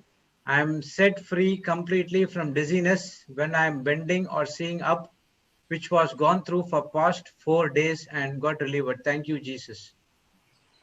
Thank you, Jesus. My left hand was paining very badly and I could not do any work. It got healed with no more pain. Amen. Amen. Thank you, Jesus, for the blessing of peace. I'm healed from all sickness. Amen. Me and my family is delivered from evil spirits. Amen. Delivered from anger in Jesus' name. Amen. My husband is delivered from leg pain. Thank you, Jesus. Thank you, Jesus, for my ear is completely healed in your precious name. Amen. My mother had a very severe bones and body pain, couldn't sleep, but this morning said much better. Amen. I'm completely delivered from urine infection. Thank you, Jesus. Those who are suffering from any kind of gynecological problem, or might be bleeding problem, or any kind of obstructions or any kind of fibroids, right now in the name of Jesus, all those sicknesses of infirmity and demons, in the name of Jesus, I rebuke them and I cast them out of your body. Those who are not getting their regular periods, in the name of Jesus, whatever has become malfunction, I command it to function perfectly. Your organs in your body are now functioning perfectly the way the Lord has created. And those who were told to go for surgery for fibroids, take a second test, and those fibroids are completely uprooted by the sword of the Spirit, and that is the word of God, that it has been operated by the divine power of the Holy Spirit, and you are set free. Father, I thank you for recreating new organs. The damaged organs are replaced with healthy organs, and angels have come with their inheritance in the name of Jesus. Amen. Amen. The family is completely delivered from every evil, and we are experiencing the love of Christ, who took all my sin and pain and set me free completely. Yes, go ahead. Thank you, Jesus, for letting me in agape love with my husband, and I'm forgiven for all my sins committed knowingly and unknowingly. I stopped taking antidepressant tablets in the name of Jesus. Before it was, please pray for deliverance and uproot it for me and everyone else struggling with high blood pressure. Okay. Okay, I have some personal private One, chats. you're going to pray, Papa? Private chats are there. Okay, send it. Papa, thank you very much for your teaching has been changed our ways of living. My whole family is set free in Jesus' name. A financial bondage. My sister family is set free from all bondages. My son and husband is set free completely from negative thoughts and fear and anointed to preach the gospel in Jesus' name. My family is completely delivered from every evil and I experienced the love of Christ. He took all my sin and pain and set me free completely. Thank you, Jesus, for my job and my son's job as well, and also blessing us with a car. Amen. Okay. Okay, you're private, okay? I could feel Jesus embracing and taking all my burdens away, and I'm set free from all fear. I love you, Jesus, and I live for you, Jesus. My daughter is listening to your word, and I thank you, Lord. My son-in-law also is hearing your voice, and you have set him free from alcohol addiction. Amen. I'm completely delivered from obesity. I'm able to stand and do all my housework. I'm set free from all bondages. My bitter and negative thoughts during my pregnancy has tortured my special child. Now I cast it out. The demonic forces I cast it out of the demonic forces. I uproot them from my child's body in Jesus' name. Thank you, Jesus, for lining us up. Prospect for me to reach out with the message of the word and agape love that I've learned from the teachings I received from the last 80 days. Delivered and set free from fear of driving car to go to work, free from accident fear in Jesus' name. Amen. Amen. I claim that my children are set free from playing games on the mobile and watching horror movies. Thank you, Jesus. Praise you, Jesus.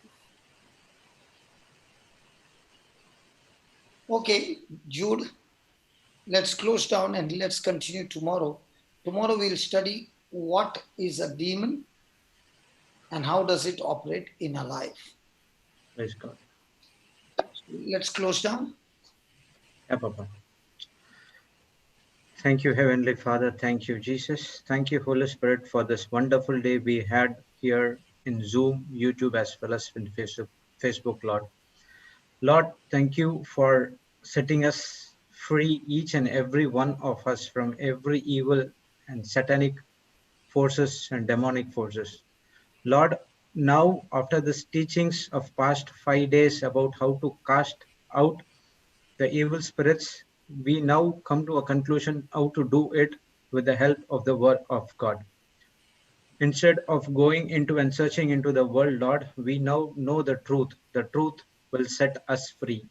Thank you, Lord, for this amazing teaching which has been given by Papa Johnson with the help of the Holy Spirit, with the practical examples and demonstrations, which this teaching is made as simple, even though topic is new, but we understood in an easier way with the help of the Holy Spirit. Each and every scripture and every word of God which has been confessed here, the prayers, the testimonies, what we received helped us to grow in the process how to deal with those demonic and evil forces. We thank you for this teaching, Lord. We thank you for everyone who attended this meeting in Zoom, YouTube, as well as in Facebook. We believe that each one of them who are in seeing this meeting live, as well as this teaching will be broadcasted in YouTube as well. Whoever sees that, we believe that each and every one has been touched and been freed from all type of demonic issues. Thank you, Lord, for this amazing technology which has given to us, and we giving us the wisdom and guidance that we use it in a proper way. And I thank you for the panelists who are here present at this point of time, and the people who are working behind the scenes for this teaching and this entire thing to be successful in these days. We thank you and we praise you in the mighty and glorious name of Jesus. Amen, amen, amen. Amen. Just look which is the 100 day. Okay, we'll be 100 day very soon. I think within 3 or 4 days. So let's see which day is this that we are reaching the 100 day without a holiday. Praise God. Yes. Is that good? Yes, yes. We're hitting the century non-stop. Yeah. And it's going to be 100 days of blessings. Praise God. Okay. God bless you. Thank you all. Good night. Good night, everyone. Thank you, Jesse. Thank you all. Thank you, sisters. Bye. Brothers. Thank you. Night. Good night. Bye. Bye. See you at 6 o'clock in the morning. Yes, Morning?